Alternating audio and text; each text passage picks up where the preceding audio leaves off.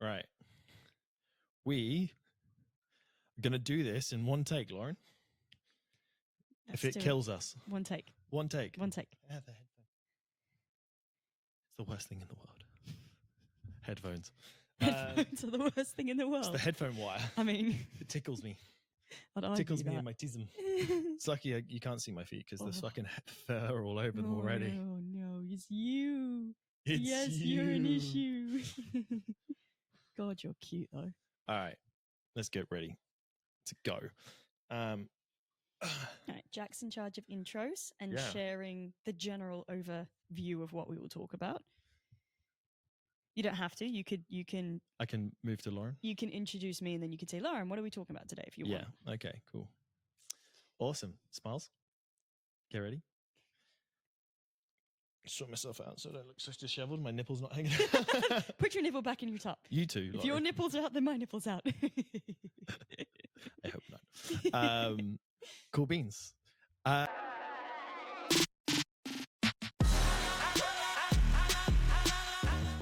Hello and welcome to Beyond the Podcast. Myself, Jack, and Lauren. Awesome. This is season 2, episode 2, and we are coming at you this week with some topics around relationships. Lauren, what are we talking about today? So we put up a question box, and one of the most common things we got was questions around relationships. So how to manage a relationship during prep, date night ideas when you are in a prep or in a diet, how we manage our relationship, living together, training together, working together, doing everything together. So these are kind of like the, I suppose, the catalyst questions that have led into what we want to talk about today. So we're going to go into more. We're going to talk about codependency and autonomy in relationships, healthy versus non-healthy or toxic conflict, because conflict is a very normal part of relationships, not even just romantic ones, relationships in general.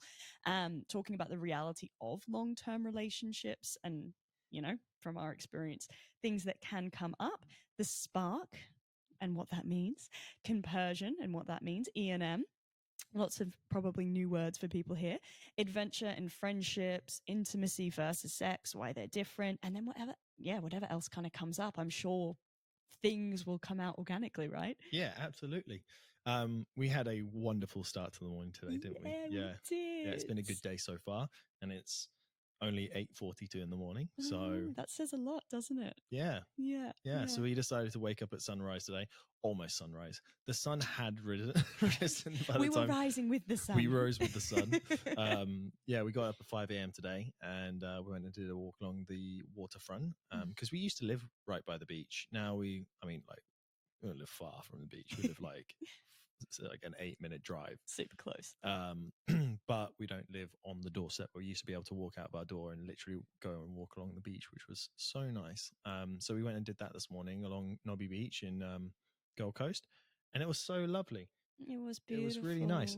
And then we went and actually had a look. There's some new developments around there, which is really cool. We're getting really excited about that. We're like, maybe we need to move back to the beach. Yeah, I kind of want to. Yeah. It's a tough one because our place here is so nice, and we finally found a setup where we can both work autonomously, independently from each other, not be on top of each other. Because obviously, working from home, you have that difficulty. And we come back and we're going to film this podcast, which is exciting. So excited to get into all of this. So one of the first topics we wanted to talk about was managing relationships in prep. So it's actually kind of good because today's been a particularly good day of how to manage your relationship. Yes. Oh my God, Jack decided to surprise me with a beautiful bunch of roses, which, I mean, gentlemen and ladies, there you go. There's one thing, surprises. Surprise your partner. It was beautiful. Yeah. It's the first time she's ever got roses in our relationship. yeah, it's not a common occurrence. It's not common. This is not how I've managed our relationship through prep. That's the first time you've ever bought me flowers, I think. I'm not sure. I think it might be. You've given me flowers like frangipanis from walks, but that's the first time you've ever bought me a bouquet of roses. So there you go, guys. How sweet. Yeah. I cried. Nearly 4 years in. This is the other trick to managing relationships, right? Is that you gotta make sure they don't think that it's just expected all the time. You gotta treat them mean. You treat them nice, just very, very sporadically. Relationship No, advice from well, Jack. well, this is, I guess this is the thing. We've managed a relationship for 4 years. We work together, we work on Yep. top of each other, and we're still in a good place. So Yeah. we must be doing something right. And it doesn't necessarily involve buying flowers every day. No. I guess, look, there's going to be certain things about our relationship we're going to be very different to other people's. Everyone's relationship is different, and everyone receives and gives love in different ways. Yes. And I guess that's the first part of managing relationship in prep is communication and understanding what your partner's needs are. And then being able to find new ways to meet those needs. Because the thing about prep, as we know, is it can be all encompassing. You know, it's tough. Like, it's not an easy sport to do, bodybuilding. It's a 24/7 sport. It's not, obviously, like when you play a sport at professional levels, any sport professional levels, there's a certain degree of like your life being kind of invested into it. The Australian Open's just been on. Obviously, players around the world have traveled to play at this thing. You know, these are high-level tennis players. They put a lot of time, energy, and effort into it, and obviously that will go into their nutrition, it'll go into their training, it'll go into their rehab, it'll go into their recovery. But if you're an amateur tennis player, it's not something that bleeds into your life 24/7, 24 hours a day, 7 days a week, and can leave your partner. I mean, look, it depends on how obsessive you are over something, but even outside of like when I mean, you could be obsessed to the point where you practice for 8 hours a day, right? But when it comes to nutrition and when it comes to eating out, you can normally fit things in. So there's a lot of I think the biggest challenge for a lot of people in prep is that for a default, for a lot of relationships, we socialize and we connect over food. And that's probably one of the things that comes up the most. Like, you know, when I think that's like, I think people don't really know how to date outside of going on out for food. It's the most common thing, yeah. isn't it? We get dressed up and we go for a date night, we go for a dinner, we go out for a brunch, or we have a picnic. Like, it's the most common thing. So being able to detach from activities around food already just opens up so many opportunities for dating or connecting socially, even when on a prep. Yeah. You wanted to go into this, the different ways that we can connect with our partner. So there's you had a really good list of it. It was like adventure, intimacy, sex. Yes, let's call this the pillars of a relationship, the things that we find, or what I personally think are just absolutely vital for a relationship. And it is understanding, emotions, feelings, communications, like empathy and jealousy. It is having adventure. It is having friendship. I think that's one of the biggest things for us, is like, you're my best friend, and I'm more than happy to say that. Intimacy and sex, why they're different, why both of those things are important, and conflict. Conflict needed. It is needed. So we're going to tap into all of these things. But you touched on a really good point in the sense that each individual's needs are different. And so being able to understand what our partner needs is going to help us be able to navigate a relationship in, for example, a prep, or not even a prep. If you're wanting to diet, but your partner doesn't want to, or you have a goal you want to achieve that is quite consuming, that your partner may not want to join you on. Because if you're on the same path, it does make it easier. You do the things together. But let's take Jack, for example. Your love language is, one of them is quality time. Yeah. If anyone doesn't know, there's something out there, as a theory out there called the love languages. I think there's 5. There might be 6, but I'm going off memory here. There's physical touch. There's quality time. There's acts of service. There's words of affirmation. Gift giving. Gift giving. Yes. Yes. And there's probably a 6th one, which we're both forgetting, but you saw me get to 4 and I blanked. Now, like, these aren't necessarily perfect. You know, it's a theory. You can do a test online to figure out your love language, but it's pretty, it should come pretty obvious. But my love language are 2 things. It's acts of service, and it's quality time, essentially. Physical touch is in there, but as I've kind of continued on growing up, I've realized it's not necessarily as much as I thought it was. Particular times, particular places. That comes down to my neurodivergence of being on the spectrum. I get kind of overstimulated by too much touch if I don't want it at the right time. I'm like a cat. You are like a cat. If I want to be touched, I want to be touched. But if I don't want to be touch me, and you want to be touched hard. I want to be touched hard. Yeah. Anyway, moving swiftly on. So trying to manage quality time in our relationship on a prep has been a big one because There we I'm go. obsessive about prep. So I'm like every single waking moment, prep. So we realized, especially over this last year where I was all consumed, I had to make an effort to find time in my day to offer Jack that space to just have that quality time together. And it didn't have to look like you must go out on a date with me, you must come out and eat dinner with me, you must have some wine with me. It might have just been quite simply, let's sit down once a week and watch a movie together where you're not on your phone, you're not looking up posing or watching videos of, YouTube videos of competitors, and we're not actually properly engaged. We're actually just together, engaging, spending time together. And that's what Jack needed. Now, until we'd had that conversation and I knew that, I wasn't able to kind of give him what he needed. So he was feeling he was missing out on a lot, and he was feeling quite, well, you've described it before, like a lamp in the room, like not there. And that's going to lead to resentment, not only of me, but what I do. And then that's going to create even more frictions around prep itself. So I think like the first step before you can even start getting onto, date ideas, which will give you guys, is just, okay, let's sit down and have communications around what does each person need. And then vice versa, like, Jack needs to know what I need. My love languages are very much physical touch. I love physical touch. So I'm just like, yeah, I was going to say, just touch me all the time. It's hard when she's pacing around the room. Yeah, constantly walking. It's very difficult. Just hold my hand and walk with me. But that was one of them. That's like going for a walk with you and holding your hand is one of the ways that you can do that in prep. And that's how we found a way to connect, was like, okay, I have a lot to do, so come and join me on some of these walks. And we can have that quality time together. Hold my hand while you do it. And then we're both giving each other a little bit of something. There's going to be give and take when one party in a relationship is doing an all-consuming task or an all-consuming goal. It's the reality. And this is where you've got to be able to have conversations around support, because we do have, it comes up quite a lot, questions around, well, what if my partner doesn't support my desire to prep? So you've got to kind of get into the root of that. And we've had conversations with clients before about things like this. Yeah. Just swinging back before we move on to that next point about what to do with a partner that doesn't necessarily want to support you in prep, like coming back into managing those relationships in prep and finding ways to spend with them. So just kind of going over those acts of service so you guys know what they are. Some of them are pretty self-explanatory. Gift giving, the idea of buying someone gifts. Flowers. Yeah, flowers. Touch, obviously, is physical touch. Doesn't necessarily mean sex, right? People get that confused. Like, I need physical touch. It can just be hugs. It can be cuddles. It can be strokes. It can be hold hands. It can literally just be, sometimes Lauren sat on the sofa next to me and she just needs to be touching my leg. She just needs to feel physically that she's connected to me. Acts of service is like, for example, little things for me. I realized that I also give my love language in similar ways that I like to receive it, which is sometimes not always the way that the partner wants to receive it. So you kind of have to understand each other's. But acts of service, for example, is just doing little things for your partner to make their lives easier.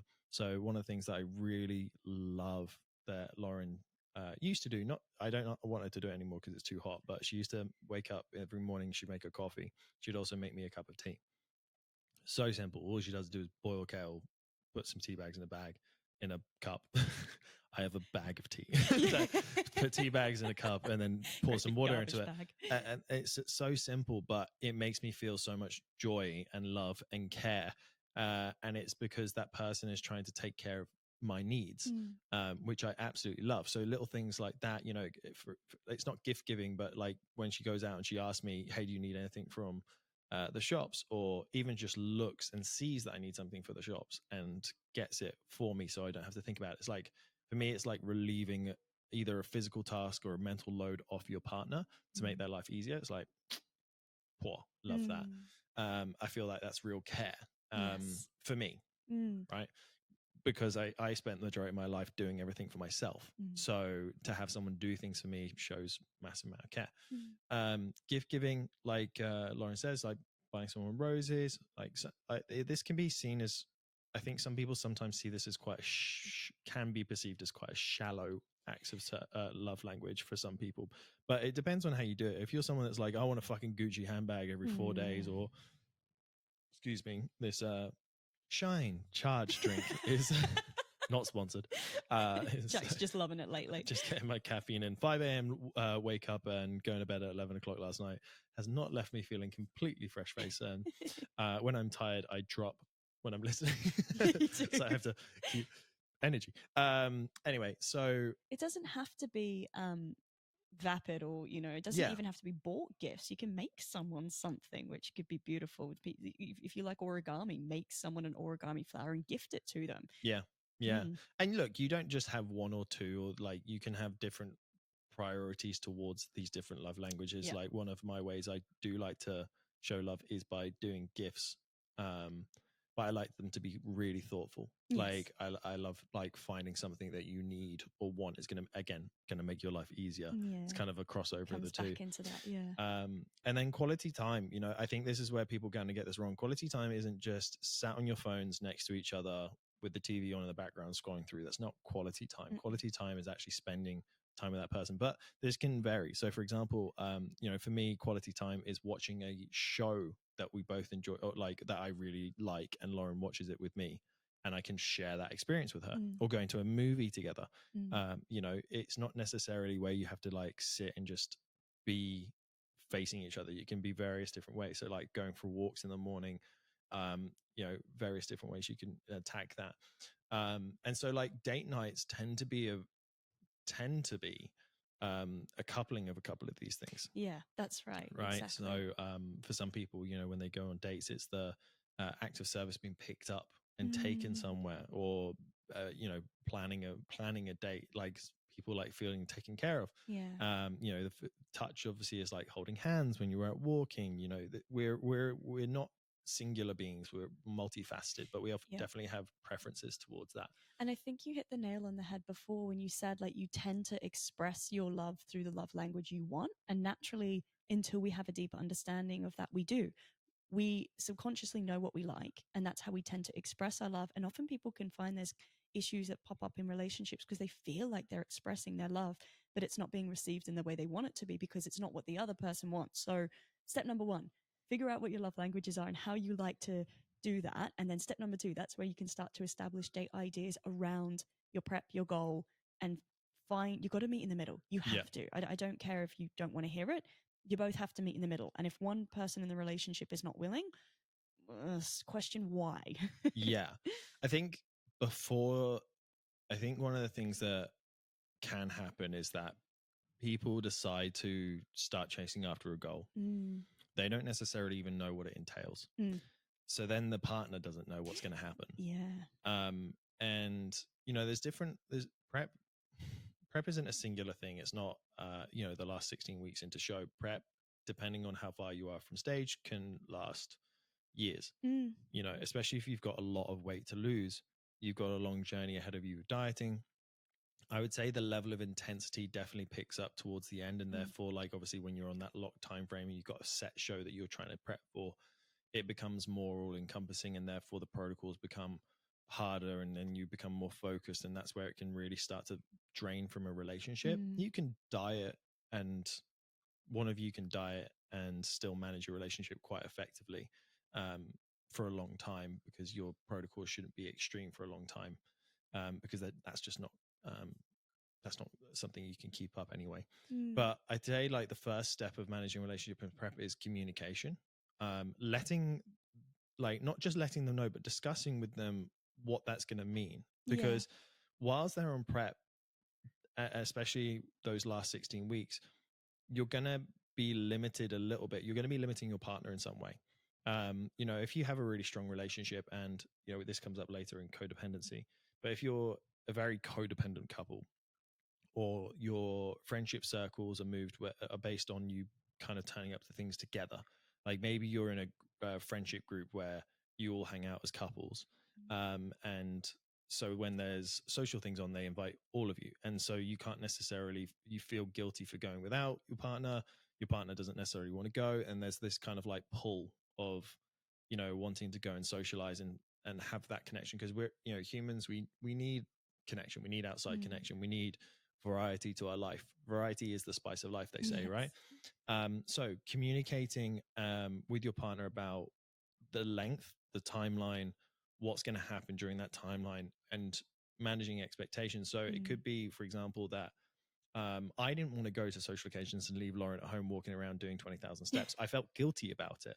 And you spoke to me about this. It was like, Jack, go do things. Don't feel guilty. I don't want to hold you back. I don't want you to feel like you can't go and live your life because I'm doing this. I'm choosing to do this.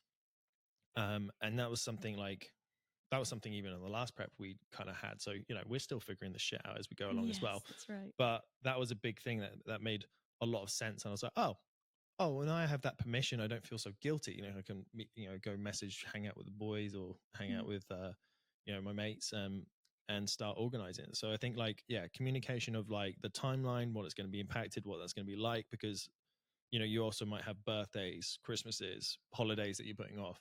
So all of these things, even though I can go socialize whilst you're on prep, I'm putting my life on hold. We can't plan holidays. We can't plan to go see my family. We can't necessarily, my birthday was in your last prep and we did something for it. But the thing and Lauren made my birthday special regardless, but it was tough. And you were lucky enough that you were in a place in your prep where you could afford to have a day off. Some people aren't. This is the thing. If you know what's coming and you know how things are going to impact you, which you should, and if you don't, ask your coach, and your coach right at the very beginning should be able to tell you exactly what's going to happen, how you're going to feel, how your mind and body's going to respond, how it's going to limit you, and what has to be done. If your coach can't tell you that, get another coach.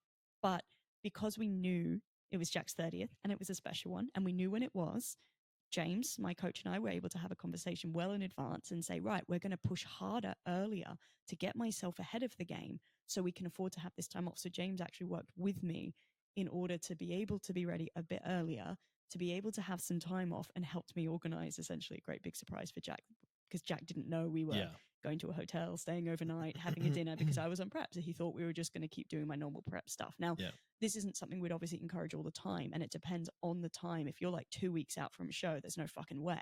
But we still had a good 8 weeks until the show. So we had more than enough time for me to be able to do that. Be smart about it. I didn't have alcohol because it's inflammatory and has longer lasting effects. Still tracked your food. Still tracked my food. So there's still a balance to be struck. Yeah.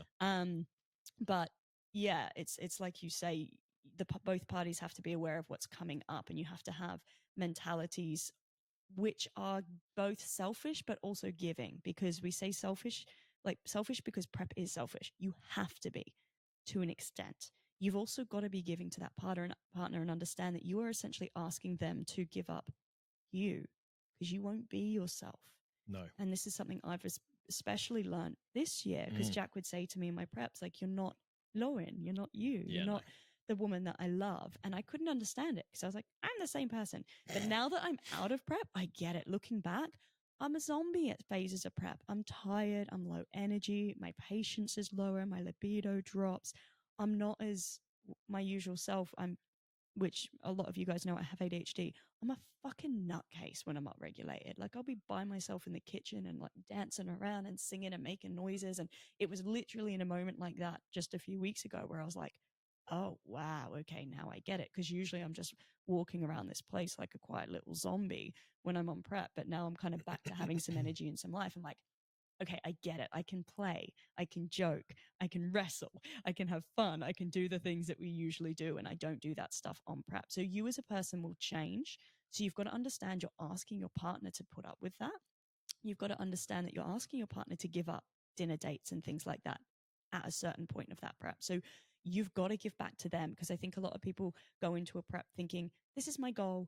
I expect my partner to support it. I expect them to just let me do the things. And if they don't, then they're the problem. And unfortunately, gals, guys, if you're choosing to do a prep, that's not the case. Yes, we want a partner to support us, but we've also got to give back to them. So it means, we said this last episode, banking up brownie points outside of prep, making sure you're making an effort to really give back to that partner when you're not in the dedicated cut. But then when it comes to the cut, it's you got to have some balance. So it's even if I'm tired and low energy and I don't feel like going to the movies that week, my partner's been putting up with me all week being in my prep, so I make the effort to go out to the damn movies and enjoy that quality time together. Yeah, exactly. Yeah, because sometimes in prep you're just too tired to do things. But look, not everyone's prep experience is going to be the same as Loz. Especially the last couple of preps have been pretty tough, pushing hard, trying to bring condition. Short time frame. So if if you're approaching prep in a sensible way and you've got not a lot of weight to lose in those last 20 weeks, you can definitely afford to have more balance. Mm. And then it really just comes into making that effort to make time to have couple time. Yep. And that, like we say, you can take that in a variety of ways. So like, obviously the default one is like date nights and going out for dinner and things like that. So when we first started dating way back when in 2018, 2019, 2019, I know, right? Jesus. 5 years this June. Jesus. Wow. 6th of my life. Just wasted. God, you dick. You know it's for real now because I've already got the visa and I'm still here. I know, right? Yeah. He wasn't just using me to get into the country, guys. No, I was using you to get into between those legs. Yeah, you didn't have to work very hard for that. I did. I bought a drink. Pulled out my Riz on the app. Oh, don't even say that. No. And that was the end of their relationship. So we started dating when you were on prep, and so you know, you had low days during the week, then you had higher days on the weekend, which allowed a little bit more flexibility. But even with that, we weren't going out to eat whilst we were on prep. Whilst you were on prep, what we utilized for our food dates was that we would cook at home. You know, homemade meals. I don't know if everyone does that anymore, where they cook for each other or they cook for their partner, but you can get pretty inventive with that. Yeah. So we like made I made you, and this was the thing that actually it improved your relationship with food at the time, didn't it? Jack, this will have to be a whole other episode. Jack actually was one of the core reasons that I now have a healthy relationship with food. He fixed my relationship with food, because when we started dating, so 2019, I was still in a pretty negative place in the sense that I was demonizing a lot of foods. And I was rejecting a lot of foods and telling lies to myself about things like, I don't like this type of food simply because I'd put the it's a bad food label on it. Yeah. And I had very strict, almost disordered and obsessive specificities around meal times, how I ate. Like, it was structured to the point of being disordered. It was like entirely clean eating, wasn't it? It was like raw treats only. I hadn't had soft drink in like 3 years at that point. I hadn't had chocolate in a long time. I'd only ever eat raw treats, like that kind of stuff. Yeah. So I made homemade burgers, lean burgers, gave her them calories and macros so she could track it. I gave it to her in advance so she could track it. Little things like that can make things a lot easier, and allows you to have a little bit more connection in that way. Another date, we went to a comedy club. Yes, that was fun. Great. Yeah. That was. Do you want to tell the people why it was so great? Comedians were hilarious. Yeah, they were so funny. They were so funny. Yeah. You're right. Do you want to share? So you can spice up your date nights and make them even more spicy without food or without alcohol. We got a sex toy that could be controlled by like a remote. So I got Lauren a remote controlled vibrator. So step outside your comfort zones. Basically, one of the ones that kind of like, they're like a little C and they hook in, so they go inside onto the G spot and then on clit on the outside, and then you can control it.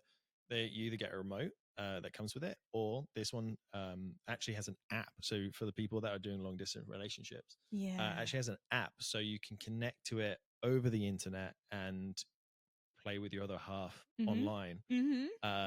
Really far away. So there's multiple ways you can have fun with it. But so that was a good one. So Lauren was using that whilst we were at the comedy show. And best date ever. Yeah, we went to an adult arcade after that, and there's actually a photo on. Is that in the background? It might be in the background. There's a photo up there of us in a photo booth, and Lauren looks like to be having a really, really good time. He may or may not have decided to turn on that toy right in the right moments. Yeah. Nailed it. Anyway, so multiple ways that you can spice up your relationship. Exactly. Other things you can do. Obviously, you can do activity dates. Yes. You can go, like, that's obviously one of the things that's going to really benefit both parties. You can kind of combine things. So like going for hikes, going for walks, going for coastals, doing a gym date together. Yeah. But get fun and creative. Go do a clay making class, or go do. You can even do the sip and paint classes. Just don't drink. No, you can have your Pepsi Maxes and your sugar-free drinks, and your partner can drink if they want to.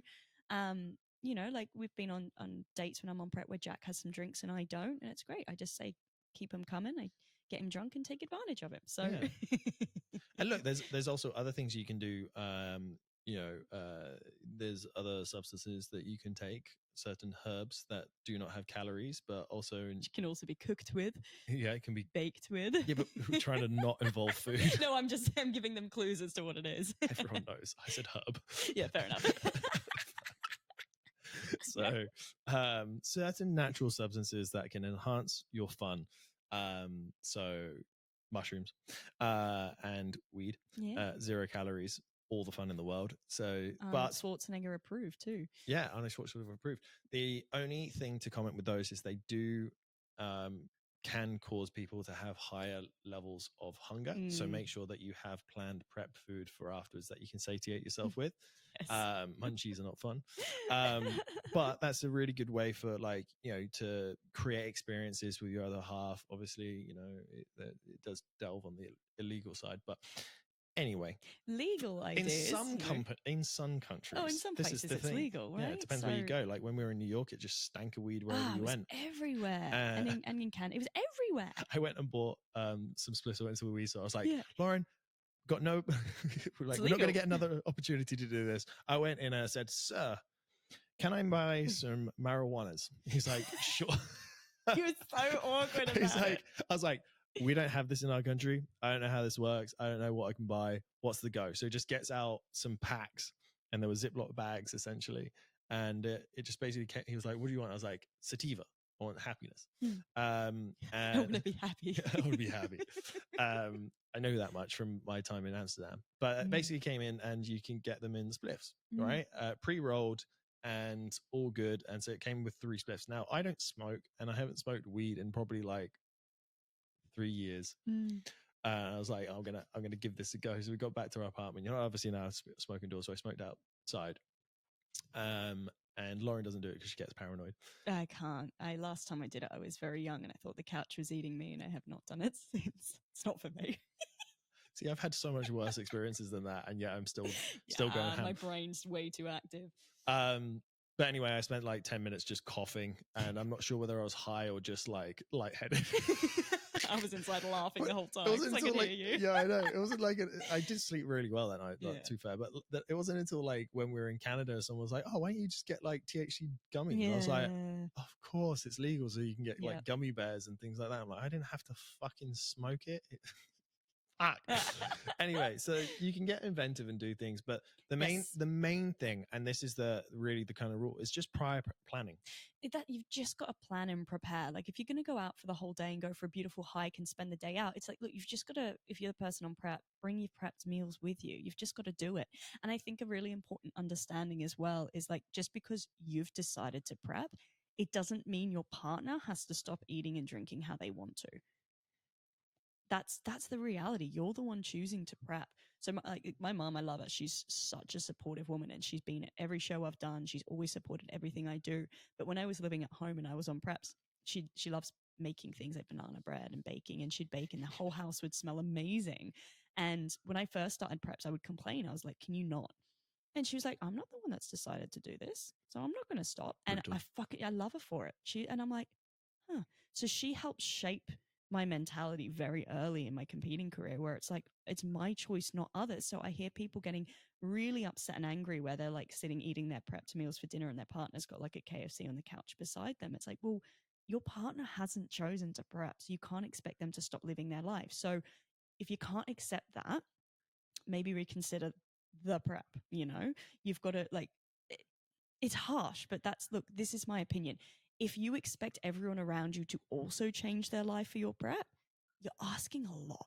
Yeah. Now, there's give and take there in the sense that, like, if you're really struggling with something and it's really hard and it's your first prep and you're really battling with these desires, then have that conversation with your partner. And, you know, maybe they can, if they're going to have the KFC, they don't have to eat it in the house around you. But like, don't go into it with I suppose, an expectation of mentality that they have to give things up, and that it's a problem if your partner's still doing these things around you. Yeah, there's like different ways you can compromise. Like they could let you know if they're going to have something so you can go for a walk whilst they're doing it, so it's not like right in your face and tempting. There's like, so obviously there's every coin has two sides. So obviously we're getting into like non-supportive partners. Some people Mm. do this shit just to fuck with their partner, Yeah. and tease that and basically like make it harder for them. And Tempt them. that's brutal. Obviously, like, you know, if someone's doing that and they're like doing it and they're like, oh, Just have you a know, bite. You can yeah. have some. If they're not like, yeah. supporting you and they're trying to pull you off your prep and essentially off track, then you know you got to have a real kind of think about what this person what is wanting to do. Because I guess this is the thing, is like when you get into prep, you have a conversation with someone, your partner, they're completely unsupportive, then you do it anyway, they might end up resenting it and resenting you, and then that behavior can become quite toxic. Mm. We've heard of this, and we've had this with clients and their partners. Now, it does lead into a thing of like, right, so there should be a way to, you know, how do I manage things with unsupportive partners? Well, one year, obviously, you want to have a conversation and say, look, obviously, this is a short-term thing. It's not forever. This is a very short period of time. I'm not going to stop you doing what you want to do. I'm not going to stop you wanting to live your life how you want to live. I don't expect you to change. All I ask is for you to not try and pull me down. Mm. And if I'm struggling, to support me. Yes. You know, not encourage me to come off. That's all. Mm-hmm. And you know, like most people, if they care about you and they love you, they shouldn't have a problem with that. That's right. You know, as much as I didn't want Lauren to do her last prep, You still supported I still me. supported you. I came to your show. I'm still going to be there for you because I know it's something that's really important to you. Now, if your partner doesn't want to do these things, then you just got to start asking the question about your relationship, and that's the hard part of it. Like, I mean, someone that cares about you, they should care about your goals. They should care about your things. And maybe it might not be that they don't care about your goals, but maybe you guys just aren't compatible with what you want out of life. Like if you want to live on if you want to live with life with purpose, and you want to challenge yourself, and you want to do things, and you want to go out there, and it makes them feel bad about themselves or guilty, or they, you know, they don't like that, then, you know, you got to think about like your long-term happiness. Yeah. You guys might like, this is the reality of some relationships. You meet a certain time in your life and you're aligned, and then you grow as people and you grow apart. And there's this thing called sunk loss fallacy, where essentially it's a term basically coined for people who are gambling. And when they're in a casino and they've spent thousands of dollars, and they're like, no, the next hand's going to be a winner, the next hand's going to be a winner. They can't pull themselves away from the table because they've lost so much, or they've invested so much money into it already, that the idea of walking away and cutting their losses is too hard, right? Or is unthinkable. And it's the same thing when it comes into relationship. When we've been in a relationship for a long time, we get to that point where we can be like, well, I've invested so much time in it now, I can't leave it now because, well, then I start again. And what if I don't find someone? And it's all that fear of like the new and things like that. But the alternative is to stay in a relationship where you're not aligned, and then that can become quite toxic. Yeah. If they truly don't support what you're doing and don't want you to do it, it can become quite toxic. Unfortunately, this was what happened in my last relationship. So before Jack, the only other relationship I'd been in, me and my ex were together for 10 years. So we grew up together, got together in early high school and all through high school and all through uni. And yeah, we grew up together. And unfortunately, we just became different people. We were, you know, absolutely in love when we were young, and then he went in one direction, I went in another. We were together and didn't realize we'd kind of grown apart. We'd essentially just become friends. I wanted to follow my passions and desires in competing, and that just did not work for the relationship we had. He wanted to travel around the world at that time, working on a ship because he was a musician, and so like we weren't going to work. Unfortunately, we just had completely different lives, completely different ways we wanted to live our lives. We weren't spending time together. We weren't having intimacy. We were just friends. Like intimacy, again, it's not just sex, right? It's a whole thing, which we'll talk about. And that sunk loss fallacy is very relevant because, I mean, when you've been with someone for 10 years, you're kind of like, well, no, this is what my life's supposed to be. This is the person. Like I've spent the last 10 years thinking this is who I'm growing old with. So I can't leave it. And you do many people just get stuck in a relationship that they're not unhappy, but they're not necessarily getting everything they need from a relationship. So yeah, I think it's important to understand, you know, prep can actually, and it does end a lot of relationships, not because of prep itself, but because it brings out a lot. People realize, for example, that a partner's not supportive, or they realize they're on different paths, or someone's growing and another isn't, and they just grow apart. But that support, you've got to also kind of be able to understand when it is coming from a toxic place and when that lack of support is actually a good thing for you.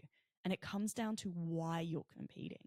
So when people are struggling with their partners or friends or family and they don't have people around them supporting them, we say, go and share your why. Go and tell those people why you're competing. And most of the time, hopefully, because if you're competing and your coach is okay with it, they know your why and they know it's healthy. It's coming from a really good place. You want to challenge yourself. You want to grow. You're someone who loves health and fitness and you want to take it to the next level. It's coming from a place of that progression, that growth, and all of the beautiful things that essentially the essence of bodybuilding, not just competing, just the activity of bodybuilding brings. But if you're someone that, for example, comes from disordered eating, and you're thinking that this might be a way to be able to, help that. You're someone who wants to achieve their dream body, but has always struggled with food and always struggled with their weight, and you're using a show in order to do that. If all your friends are doing it, so you want to do it too. If the why that you're sharing with your partner is negative, maybe they're not supporting it because they can see it's not good for you. Yeah. Yeah, this is a good point.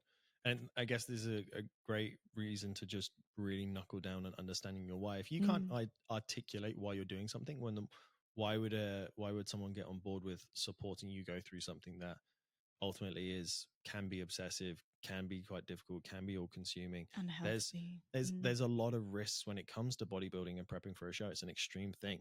You don't do it lightly. So it's really important that you know why the fuck you're doing it, and so that you can articulate that to the people that you love and care about, because they're going to worry about you. Yeah. If they do care about you, they're going to want the best things for you. And, especially a lot of people come from a place of ignorance around bodybuilding, Yes. not understanding it, feeling like you're going to be pressured into taking drugs, feel like you're going to get body dysmorphia, feel like you're going to get an eating disorder. Those are all risks that can happen within it, but are not the default. Obviously being able to educate your family and your friends and your loved one on what you're doing and why you're doing it is super fucking important.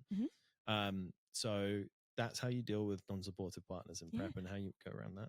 Get your coach to have a chat with them. We've done that. Yeah. We've met, like when we went to, I think we said this in one of our past episodes, we had a client whose father was really concerned about her prep because she'd started separating from family dinners to eat her own food and wasn't spending as much quality time with the family, which was something that he highly valued.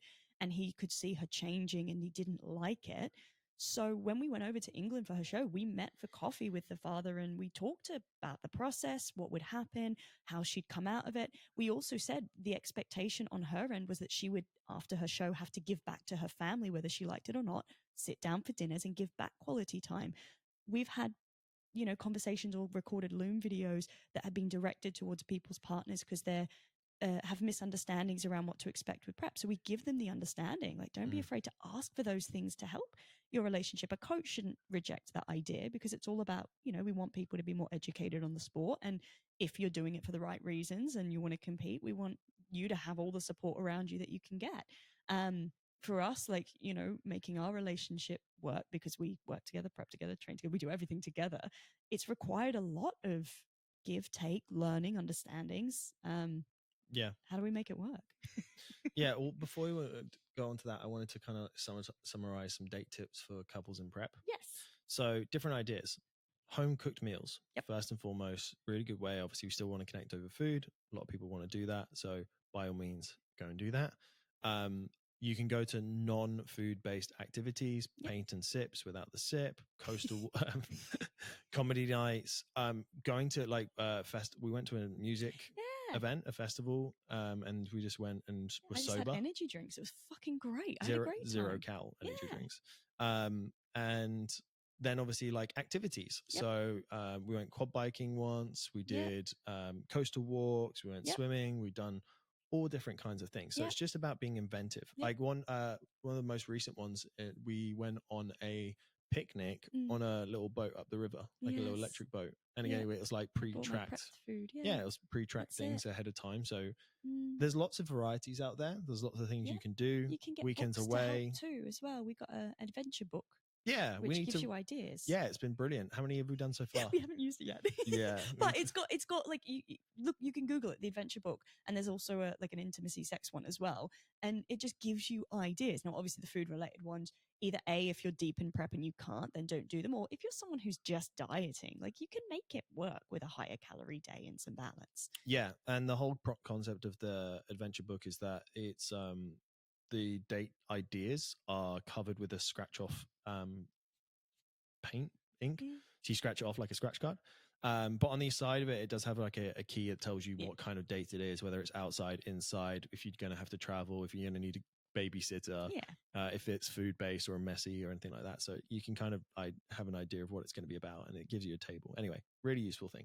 Again, not sponsored, just cool. It's called the Adventure Challenge. Adventure Challenge. Yeah, that's the one. So those are some date nights for people in prep and diets and things like that. So get involved, get adventurous, get creative. Someone asked about how we manage our relationship whilst having a shared business, working together, living together, working and living in the same space. Just pretty much being on top of each other all the time. Yeah. So this is the trick. We don't manage it very well, you joke, but it's like, look, it's not perfect. People, I suppose the thing to remember is like people see us on social media, they see our stories, they see our podcasts. We're not gonna be fucking sharing videos of fights and conflict and when we're going through tough times. Like, I know people always complain about the fact that social media is a highlight reel. Well, yes, because we don't need to be sharing all of our tough times. And if we're going through an emotional time, we're crying, we're upset, we're having a fight, I'm not fucking setting up a camera and a podcast to record. Like, I'm not recording that shit. Like, be in the moment. So it's not perfect. No relationship is. And this is something we'll touch on later in the podcast as well, is this idea of one, it's called mimetic desire, which is essentially coveting what other people have. We all think the grass is greener. We all see everyone else's relationships, friendships, family, and think it's better than what I've got. Yeah. No. Everything, we all are human. We all have conflict. Yes, some things are more toxic than others, but nothing's ever perfect. We manage it, I think, because one, we want to. That's the most important thing. We want to. I think both of us have the understanding or don't have the belief of like your soulmate or you're the one. I've never believed in like my Prince Charming. Like there's one person out there for me. Like, oh, stop it. You were my Prince Charming when we met. But wow. Oh my goodness. Who's this great big sook? Great big sook. No, but growing up, like even from a young age, and I guess it's just from how I was raised, I didn't believe in the one. What I was essentially taught is you've got to work on relationships. And ultimately, it's a choice. When you find someone who you share the same values, you share the same thirst for life, you share a similar pathway, because that will change, but you want to kind of live life in the same kind of way, you choose that person and you've got to fucking work at it. Yeah. All the time. Yeah. Yeah. There's no such thing as a perfect match. No. God, no. Or it's fucking incredibly rare. Yeah. The reality of people is that we grow up in different scenarios. We go through different life experiences. We have different attitudes towards things. We have different ideas for what we want to get out of life. The goal with getting a partner is someone that you want to, that you enjoy being around, that you are attracted to, that you have a similar life path and values. We spoke about this ages ago about like relationships, so I'm not going to delve right back into it. You guys can go back and listen to go back and watch all of our episodes. Fuckers. We ain't repeating shit. Yeah, this was said in season 1 episode, I don't know. It was a while ago. You'll just have to go rewatch all of them. Anyway, bump up those views. Them rookie numbers. Got to bump get them those rookie numbers up. But essentially, you've got to, like Lauren says, you've got to be really willing to work on your relationship. And what I mean by that is essentially be able to communicate your thoughts, communicate your issues, communicate your desires, and be able to constructively, as much as possible, talk about that with your partner and find either place of compromise or understanding about those things. Because look, me and Lauren, we are we are very similar in a lot of ways around like our values, around essentially what we kind of want to get out of life. Mm. But we're so fucking different in terms of our personality and how we communicate. Me and Lauren are two different ends of the neurodivergent scale. And I fucking do not envy people that have both autism and ADHD, because Lauren has ADHD and I am on the spectrum, and we communicate in different ways. And I would not know how your brain would even understand what's going on if that was both inside the same head. But essentially, when we communicate, I communicate A, B, C, D, E. Lawrence communicates A, E, C, D, F, G. Triangle, flower. So it leads to a lot of miscommunication. It can lead to a lot of miscommunication. We've had to learn over the years how each of us communicate, how we speak, and we're still going through that. One of the goals we will set for this year is once we've got enough saved up money, is we want to actually go to couples therapy. And we want to go to therapy individually so we can learn how to better navigate our communication and expectations around each other. So that we can argue less and talk more. I'll say argue more productively, because arguing is a part of being human as well. Conflict's a part of being human, but there's toxic conflict and then there's beneficial and constructive conflict. And we have both. That's the reality of kind of going through and navigating these things.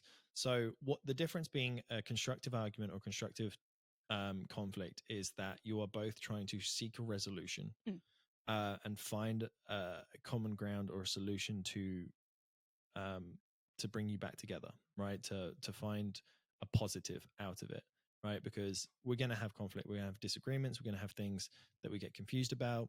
Now, a toxic way to argue is to argue to be right. Yeah, simple me as versus that. you. Me versus you. And one of the things that we try and do, and we're still trying to put it in practice, is that it is not me versus you. It is me and you versus the problem. Yeah.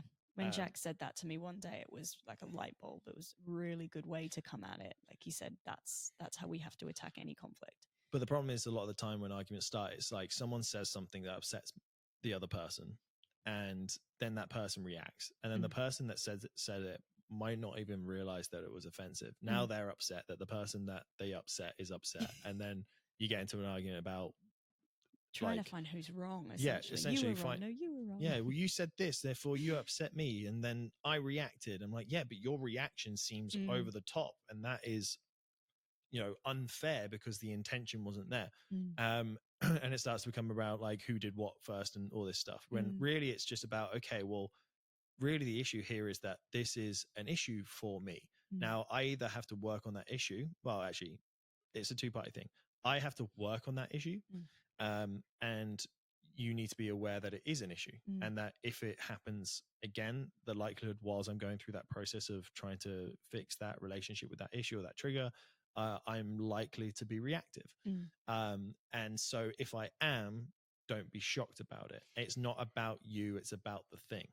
And that's something that we've had to work, had to work on, because I am someone that doesn't always automatically know whether something's going to upset someone. What I feel like is not an issue can be offensive or lacking in empathy, I would say, to other people. And so, throughout my life, that's got me into trouble loads of times. I've been like talking normally, feel like I'm having a conversation, just feel like I'm interacting like a human being. And then all of a sudden I'm in trouble. And I'm like, the fuck? And so that happened a lot through my life. And so that getting in trouble for saying something wrong, which I feel is right, is an emotional trigger for me, ironically, because I'm like, this isn't fair. Like, I feel like I'm going back to back to my like childhood, and like it's like a trigger of not having good relationships and like being left out and all this stuff. But so that's can be something that's kind of tough to navigate. So yeah, look, we have arguments, we have discussions, and this is the hard part when it comes into coaching together. When you work in a business, there's normally a hierarchy. And someone's in charge of you, and better managers are when when you have a boss and they're a good boss, they're good at managing relationships and managing your feelings and managing these things. Me and Lauren are equal partners in a business, so there is no boss. So we both feel like our opinion matters, and when we disagree on something, it can be quite difficult to find a resolution. Normally, you can't always compromise in these things. You have to pick a path. So one of you might have to compromise one time, and the other one might have to compromise another. We don't keep tally. No. But what often happens, and this is the way that we found it works, is that we'll get into an agreement. We'll get into an argument. Sorry. First step. We rarely argue. agree. We very rarely agree. We'll come together. I'll ask for Lauren's advice on a pathway with a client, and she might have a different opinion, and I disagree with that opinion. She disagrees with my opinion. We start arguing, and then then it gets away from like the issue, and we are just arguing because we're arguing. Yes. And then we need space. Yep. And we go and have space. I go calm down. I realize that Lauren's argument that she said is pretty fucking logical in the first place. And then I come back and I apologize for arguing. And then we just not always the case. But ironically, it's just the process of me saying I see your point of view. Sometimes that's it. Yeah. Is enough. And then you're like, well, look, I actually see your point of view. Yes. Maybe we can try it out this way. And this is the thing with coaching, is like there's the theory and there's the practice. There's lots of different theories that you can apply to different situations. And sometimes, depending on experience, you might think it's appropriate for a client, or sometimes you might not think it's appropriate for a client. And so, we come to an agreement like, okay, well, we're going to trial this out, see how it goes. And then, if it's not working, then we can adjust the approach. But we don't get anywhere by not trying things. I think, that you hit the nail on the head. The big thing is understanding where to take space. If you're having a conversation about something and it's becoming heated or there is defense, just being able to separate and come back to it once emotions have calmed down, because it's very rarely going to be positive as soon as emotions are heightened. So, enabling someone to take space too. Sometimes people do want to walk away and the other party doesn't want them to. So you've got to come to that kind of agreement.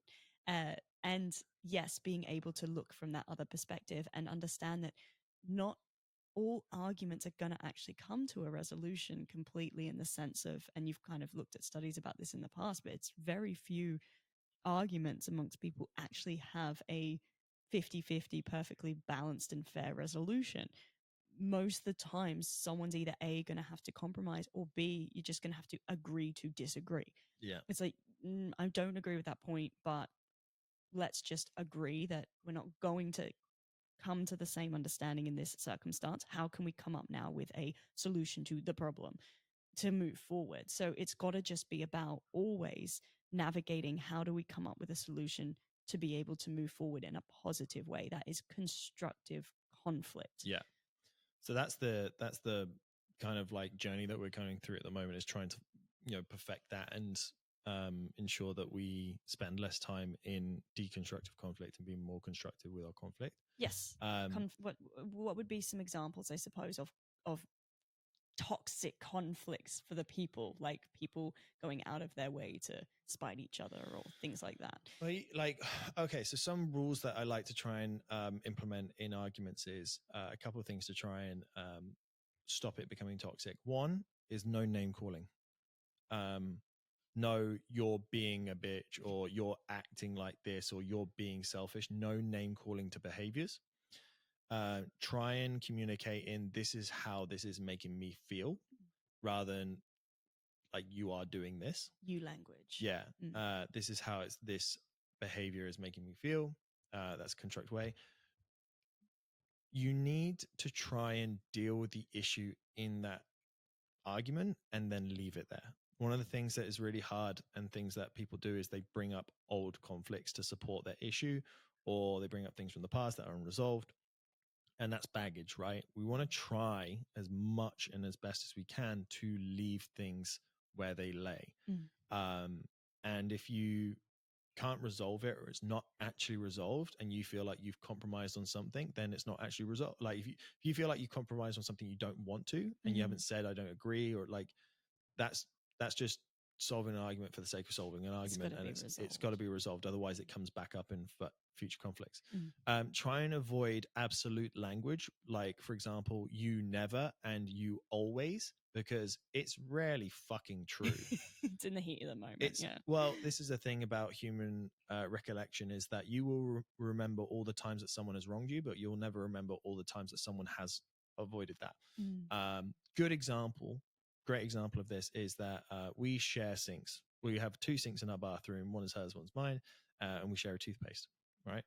And the issue that came up was that when I would brush my teeth, I would put the toothpaste on with my left hand onto the toothbrush, and I would put it down on the left hand side of the sink, and Lauren stands on the right hand side, so she'd be looking for the toothpaste, and it would be on the far sink. on the far left of the sink, like, so she couldn't see it because our sinks are raised up on the counter.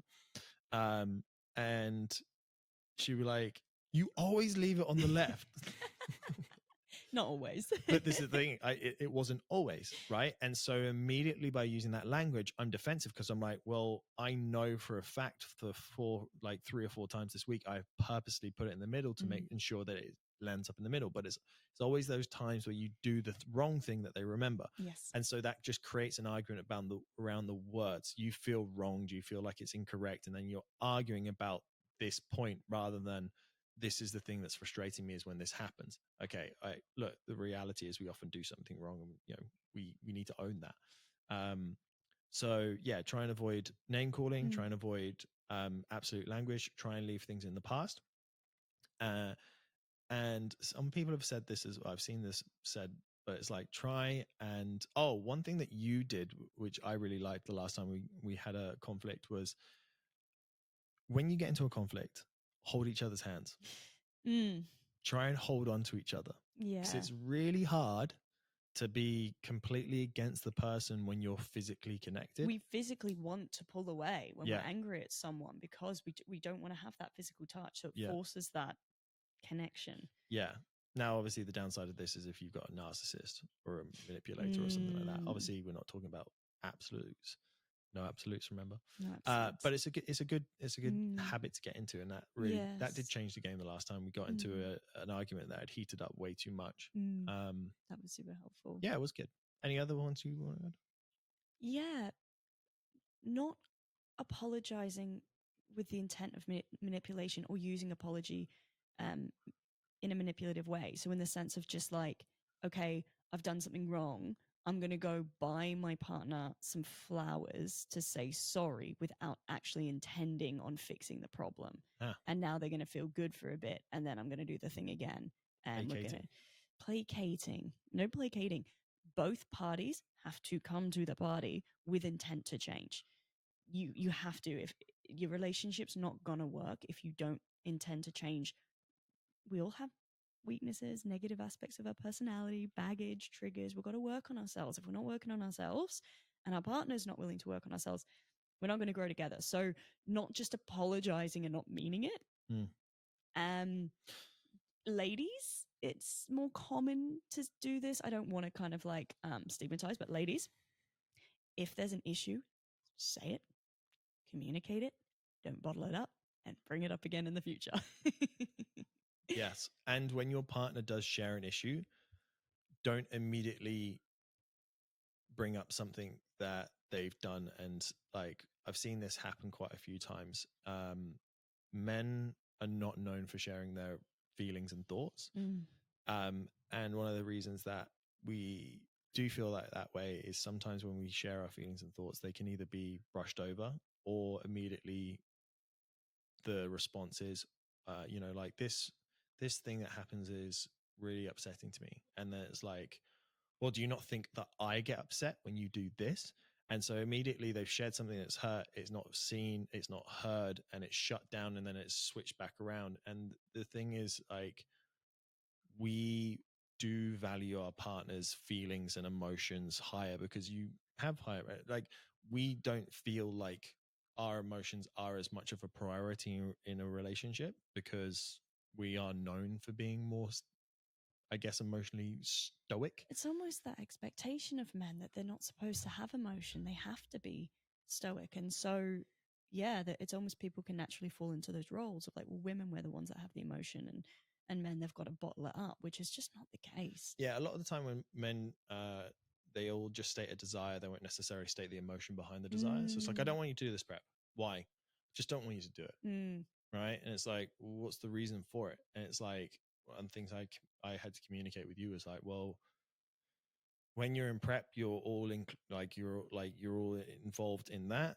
I don't feel like you see me anymore. And then that makes me feel incredibly alone. And that was like, oh, and obviously even at the time you didn't necessarily understand it, but it wasn't until afterwards you're like, I'm not different. I'm like, you're different when you're in prep. You're a different person, and it took time. But this is the point. If I hadn't shared that, she wouldn't know, and understood. So it makes decision making better for the future. Well, I think the challenging part is when someone expresses how they've been made to feel. The instinctive response of the other party is defense, because we subconsciously then feel like the bad guy. It's like if Jack communicates to me that he's been feeling alone because of my preps and he feels lonely, my instinctive defense is, I've made him feel lonely. That makes me a bad person. No, I'm not. I'm not a bad person. Here's all the things that you've done to fire back at you, because no, I'm not the problem here. So it's being able to understand that we do have weaknesses, we do have things to work on, and it doesn't make us a bad person. It doesn't mean we've done a bad thing. It's just a lesson that has to be learned or something that has to be worked through. Yeah. The main thing around relationships is just, you've got to be willing to work on them. You've got to want to make them work. You've got to want to make them work because you want to see your partner happy and you want to be happy within that relationship. Another tip, obviously, or not tip, but thing that makes conflict well is that you've got to respect your partner. 100%. If you find that you just have a lot of thoughts that you don't respect about a partner, then you're probably not really the right person. I think, to be honest, for a relationship to be successful, you've got to both respect and admire your partner. Like if I didn't respect and admire Jack, it wouldn't work. I know that. Because I'm a dick. It's the only thing that keeps her around. Treat him mean, keep him keen. No, I respect him and I admire him as a person. And, you know, he makes me want to be a better person and vice versa. We want to work on ourselves for each other. Yeah. That's the big thing. So how do we, you know, to sum up, how do we make our relationship work when we're together all the time? One is we respect and value each other and admire each other. So we want to work on ourselves. We're active in trying to work on ourselves. We understand that there's going to be conflict. Things aren't going to be perfect. And every time there's an issue, we're not like, well, this isn't working. Let's go find someone that it will work with.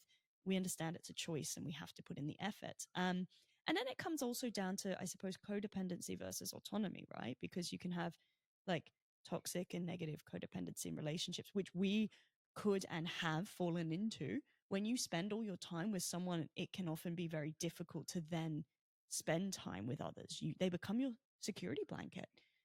So it's being able to still be an individual in a relationship, because I think, and we see this all the time and you hear it all the time, once someone gets into a relationship, they become exactly like their partner or they lose themselves. Like the girls will talk about like, oh, you know, we've lost such and such because she's got a boyfriend now, so we never see her and she spends all her time with him. And you've got to still have your own life. Yeah. You've got to, like, you can meet the love of your life and spend your life with someone and want to be with them all the time, and that's beautiful, but you still got to be your own individual human with your own individual desires, things that you're working on, and have your own path as well. So this kind of leads it back into how do you end up in codependency and how does this happen? So one of the things that Lauren spoke about earlier was NRE. Yes. So it's a terminology called new relationship energy, right? Or people call it the honeymoon phase, for example. Yeah. So most people end up in that kind of codependency point because they start a new relationship. They get really excited about this new person. They spend all their time with that person. They neglect their other relationships. Those relationships get pissed off. And the thing about relationships is eventually that NRE or that honeymoon phase is gonna fade out. Now, it doesn't mean it's gone completely, but it's going to fade out. You're not going to be as excited as before. And so you're not going to necessarily get the same fulfillment out of that relationship long term. So you need to be able to still have other relationships, other friendships that are there for when that happens, because that's what keeps you then satisfied within your relationship. Because what then can happen is you start searching for that spark elsewhere, and that's where people can become, what's the word, complacent. Well, this is why there is, I think, so many issues in relationships and struggles with longer term relationships these days, is because people do get caught up in the spark. We've got our little Wandinio, who is an absolute attention whore, who is here getting attention from Jack. She just loves it. But this is the thing. People chase the spark, and once it dies, they're like, oh, this mustn't be the one. This isn't my soulmate because that same feeling's gone. So I must go find my soulmate. And if we don't understand that that feeling is not going to be there forever, we're never going to find someone. You've got to then make the effort to create those feelings in long-term relationships and keep the spark going. And I know that's not sexy and it's not what people want to hear, but it's the reality of human relationships. Yeah, exactly.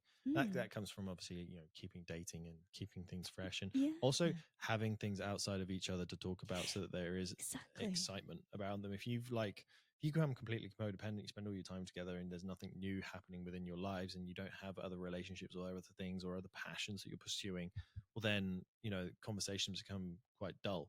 And look, we've been teetering that edge for a while. When we moved up to the Gold Coast, we left the circles that we had down there.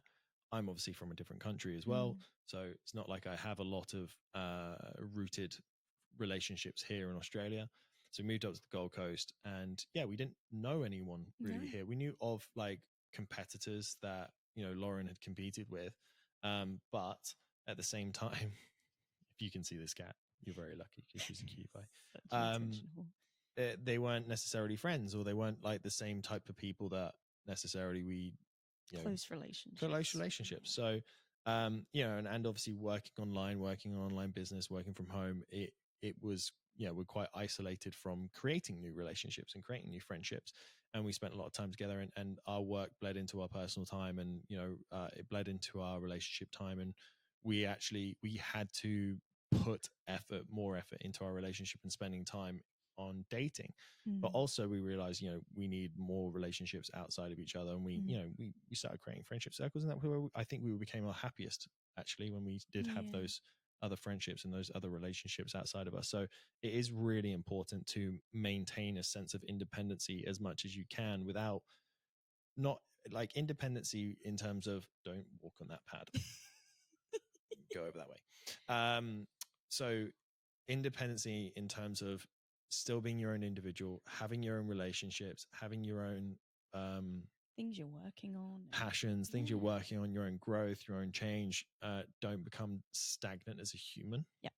And don't rely on your partner. Like if you want to do something, don't wait for them. Go do it. Yeah, exactly. So it's a balance. You still also don't want to neglect your partner. You don't want to be completely independent from them, completely independent, where you're like, I don't need to work. Because this is the other thing that I kind of liked about being single, and this is the thing that people do like about being single, is you don't have to consider anyone else. You can go do things. So it's a fine balance between being considerate of your partner, being independent of your partner as well. Yes. Yeah, exactly. Something that I guess this is like another topic we'll kind of like broach into is like moving on from like the spark and like that new relationship energy, is different pathways you can go down if you're in a long-term relationship. Now, people would probably call this controversial, but I would say that prep for me is like another relationship. Like it is. It takes up all my time. It takes up all my attention. When I'm deep into a prep, where Jack feels like in the past he gets, he gets forgotten about. So I have to make a real effort to ensure that he's getting what he needs. And I know, and he knows now, because we've had a lot of really deep conversations this year about how much prep means to me, like how much competing means to me. Like he understood, but now you understand on a whole new level that it is like the one thing to become the best in the world. That's the one thing I want to achieve with my life. Like it's huge. So it is like another relationship for me. Like I'm lucky enough that I know, God forbid, if something happened to us and I was alone, I'm like, prep's my other partner. I would have purpose. I would have direction. I would have something that's just going to keep me going in life, which could feel like a really awful thing for some people. Now, it comes about from a lot of my own issues and triggers, in the sense that I've put up a lot of walls. You're sparkle. I miss sparkle. My sparkle. It's my sparkle.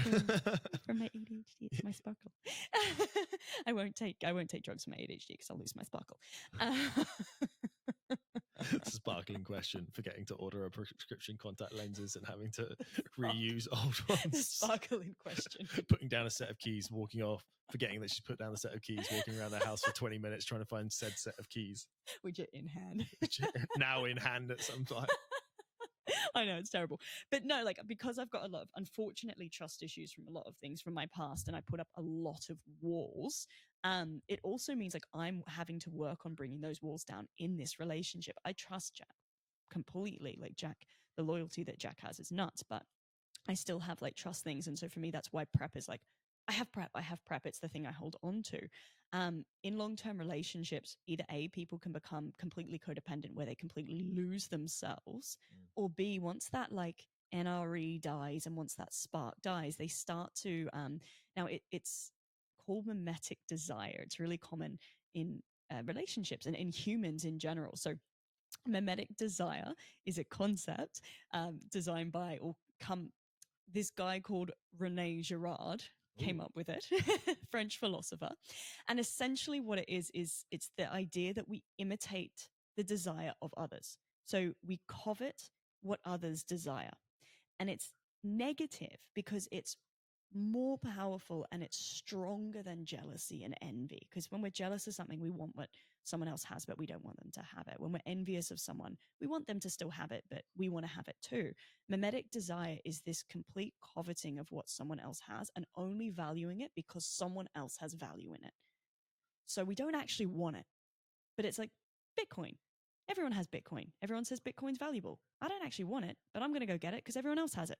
Like that's mimetic desire, or to an extent. Close. Or in relationships, it's that relationship looks perfect. That couple looks so happy. I want what they have.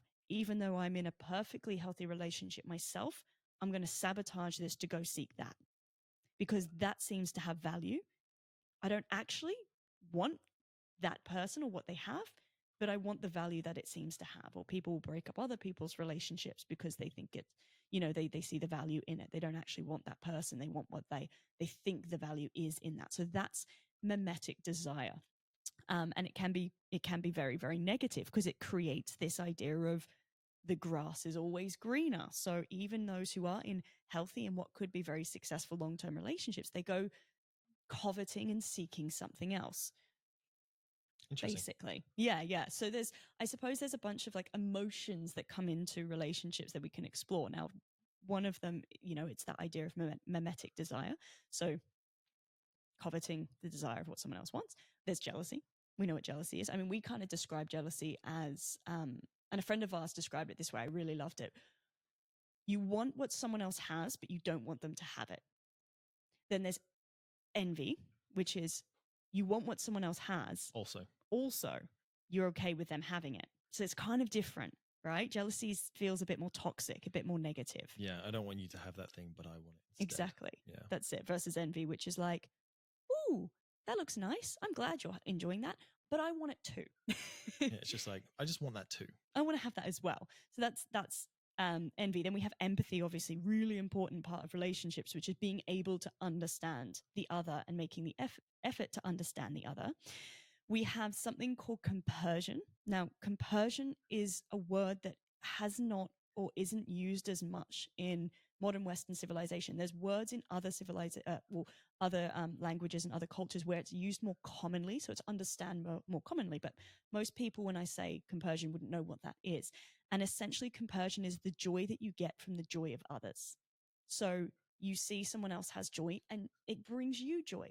Now, more commonly in modern Western civilization, compersion has been associated with like the non-monogamous, ethical non-monogamous community, polyamory, open relationships, things like that. And it comes from the joy that a person gets by seeing their partner happy when with another person. So that's compersion. And then there's also I mean, that's the extreme of it. I mean, Yes. compersion could just be like, for example, I bought Lauren flowers Yeah. this morning, and I saw her happy, and it made me happy Yeah. to see her happy. That's compersion. It can be simple as that. Yeah, that's right. It's a beautiful thing, is being able to get joy from your loved one's joy. Or, you know, this is where I feel it is where I get joy out of bringing you joy orgasms. Fuck yeah, that's compersion. I'm like, yeah, exactly. enjoy that shit. That's right. That 100%. Win-win-win for everybody. Yeah, same. Yeah. Same. Yeah. 100%. Or on, I mean, it's not quite the opposite end of the spectrum, but then there's Schadenfreude. Schadenfreude. And that is essentially pleasure derived from someone else's misfortune. So if someone's had something bad happen to them, you're happy about it. It's almost like spite. It's like spite. And that happens in toxic relationships. It's not uncommon. Like, oh, for example, you know, if your partner doesn't support your prep and then you fuck up, right? And now you're sad, and they're like, oh, poor baby. Yeah. Like if you don't get the placing you want and you're upset about it, and then your partner's happy that you're upset because you didn't get the placing you want. Schadenfreude. Yeah. But if you have a supportive partner on your prep and then you get the placing you want, they're happy because they see how much joy it brought you. See, I have an admittance of guilt. I've experienced Schadenfreude in our relationship recently. I was going to say we all have because we're only human, but recently. Well, not recently, but like back when you did your first IFBB show, you did well in your first timers category, but you didn't do well in your I didn't get a top place or novice. Yeah. So the reason I was happy is because I thought that would mean that you wouldn't go on to do states or nationals. I wouldn't call that Schadenfreude because if I was sad, then. But go on. Yep. But it was before I'd seen whether you were sad or not. It was interesting. Schadenfreude. Yeah. Well, look, fair to an extent. Because it's my selfishness. It's selfishness, but it's also because, like, look, there's so much that goes into that. Jack just wanted his Lauren back, and he had made it very clear. He'd communicated to me that he'd essentially reached almost his capacity with prep. Like he'd reached the limits of his empathy. He has literally supported my preps since we started dating. When we started dating, I was in prep. Like he's always supported it. So he was reaching his limits where he's like, okay, this is just getting a bit too much. And he communicated that. And you guys know from our last episode, he'd said like, we're done after Worlds, right? And I was like, yeah. And then I said, I'm doing nationals. And he was like, no. We're done after nationals, right? You were like, yeah, well, I'll see. Like, I might not even like it. I might we're going to plan to do nationals. It was like, that was it. You were doing your state show and you were like, we're going to plan to do nationals, but I might not even like it. You know, we'll see. Well, that's how you said, you sold it to me. Like, we'll see. I might not even do nationals. Yeah. And then you did it and you loved it. And you were like, I'm going to do nationals. Like, yeah, the States, yeah. It's fine. So, yeah, it worked out okay. It was shit. But look, it's not a bad thing. This is the thing. It comes back to what I was saying before about we can't feel like we're bad people because we have these emotions like jealousy and envy and Schadenfreude and compulsion. Like it's human. Yeah, I think a good mark of a good person and a good relationship is being able to work through these feelings, accept them, be self-reflective, and then be able to work through where they've come from so that you can understand it. And so you can communicate it. So some really cool terminology there, Lauren. Yeah, well, I mean, I think it's really cool to have an understanding of these emotions because we all feel them, but sometimes we can't articulate what they are. When we understand what they are, we're able to then tap into, and this is what emotion is, right? Emotion is just our body's way of trying to tell us something. It doesn't necessarily feel safe or protected. It's trying to communicate something. A boundary is being crossed. A need is not being met. So when we can actually take a step back and understand the emotion, we can establish an understanding of the need or the desire that's not being met or the boundary that's being crossed to work on that thing versus I feel emotion. I react to emotion. I have emotion. I'm angry. I'm sad. I'm jealous. Reaction. Like that's very primitive. We have the capacity because of the way that humans have evolved to move beyond that primitive nature to be able to be more reflective and learn. Yeah. Good. Yeah. So, kind of moving on. So something we wanted to talk a little bit about, and we have in a little bit of an episode in the past, we haven't touched into it a lot, but is, I suppose the idea of what is, ethical non-monogamy.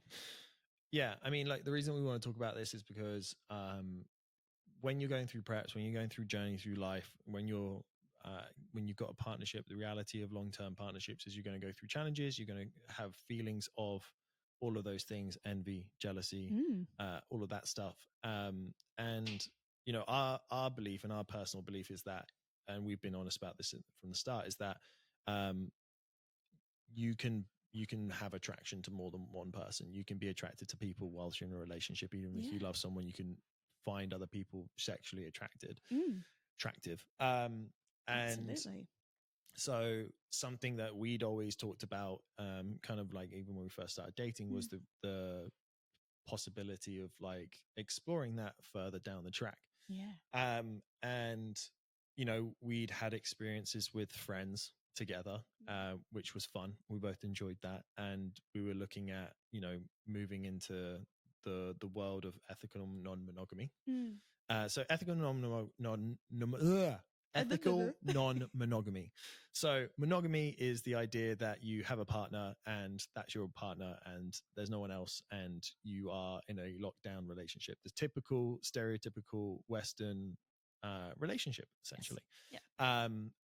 And I guess the idea and the pull of monogamy is that, one, you're with a person, it's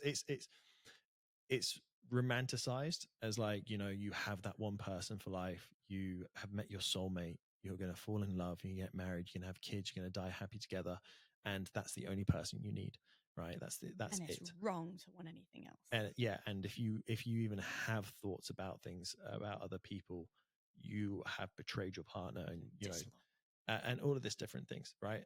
Now, me and Lauren are of the mind that we don't have soulmates. I mean, I don't even believe in souls. So, I mean, hard to believe in soulmates.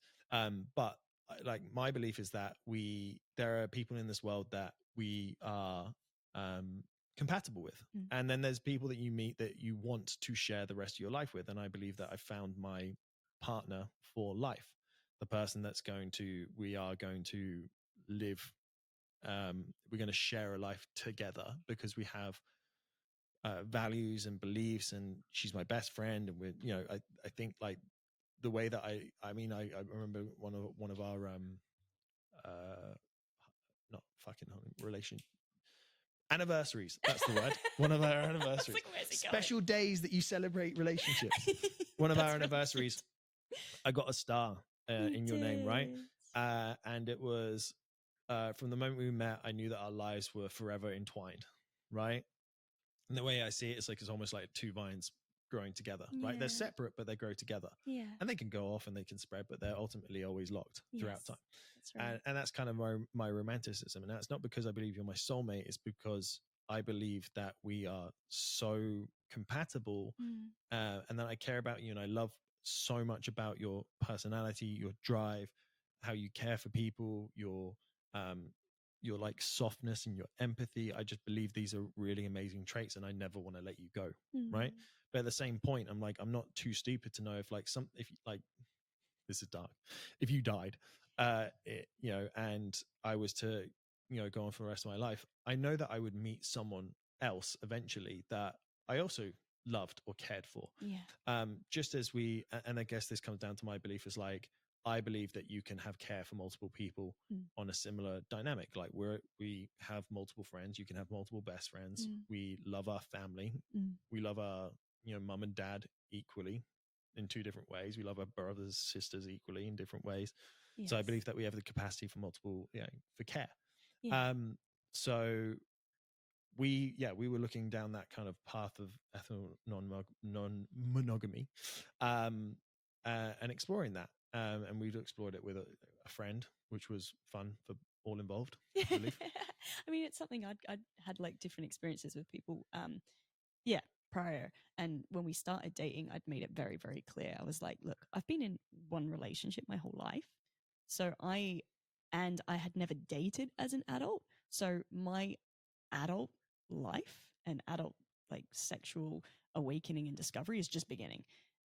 We didn't have any intention of getting into a long-term relationship. It happened. And so we both kind of said, and I emphasized, I'm going to want to explore things. I'm on this earth once. I have one life.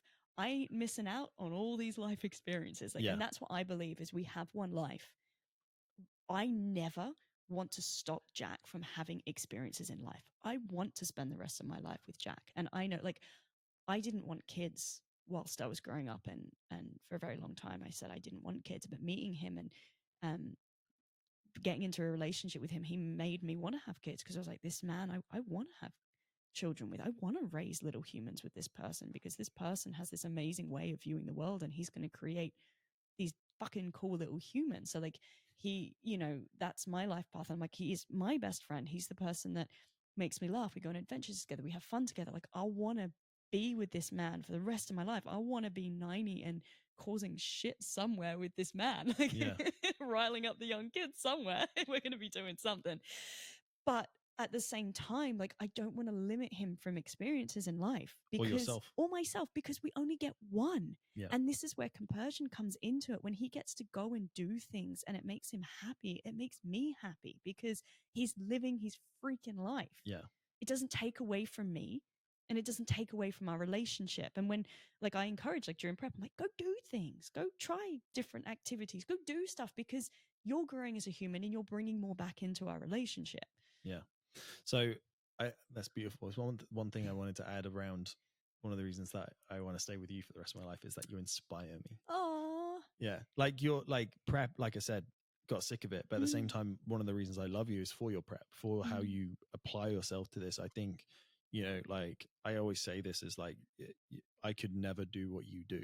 The level of discipline that you have is amazing, and your drive for something greater is really, it's inspiring. It's just something I want to be around and be a part of and witness. So that was something I wanted to add. Just switching back to ENM in its like description. So monogamy, one person, rest of your life. And the security of monogamy is within the structure of the relationship. Whilst we're together, we've committed that we are not going to be with anyone else. We're not going to entertain anyone else. And I think this is one of the big drives, apart from obviously the romantic side of things, but people feel secure in, or want to feel secure in, monogamous relationships, because the very structure of the relationship is that you are not going to talk to other people, right? You're not going to flirt with other people.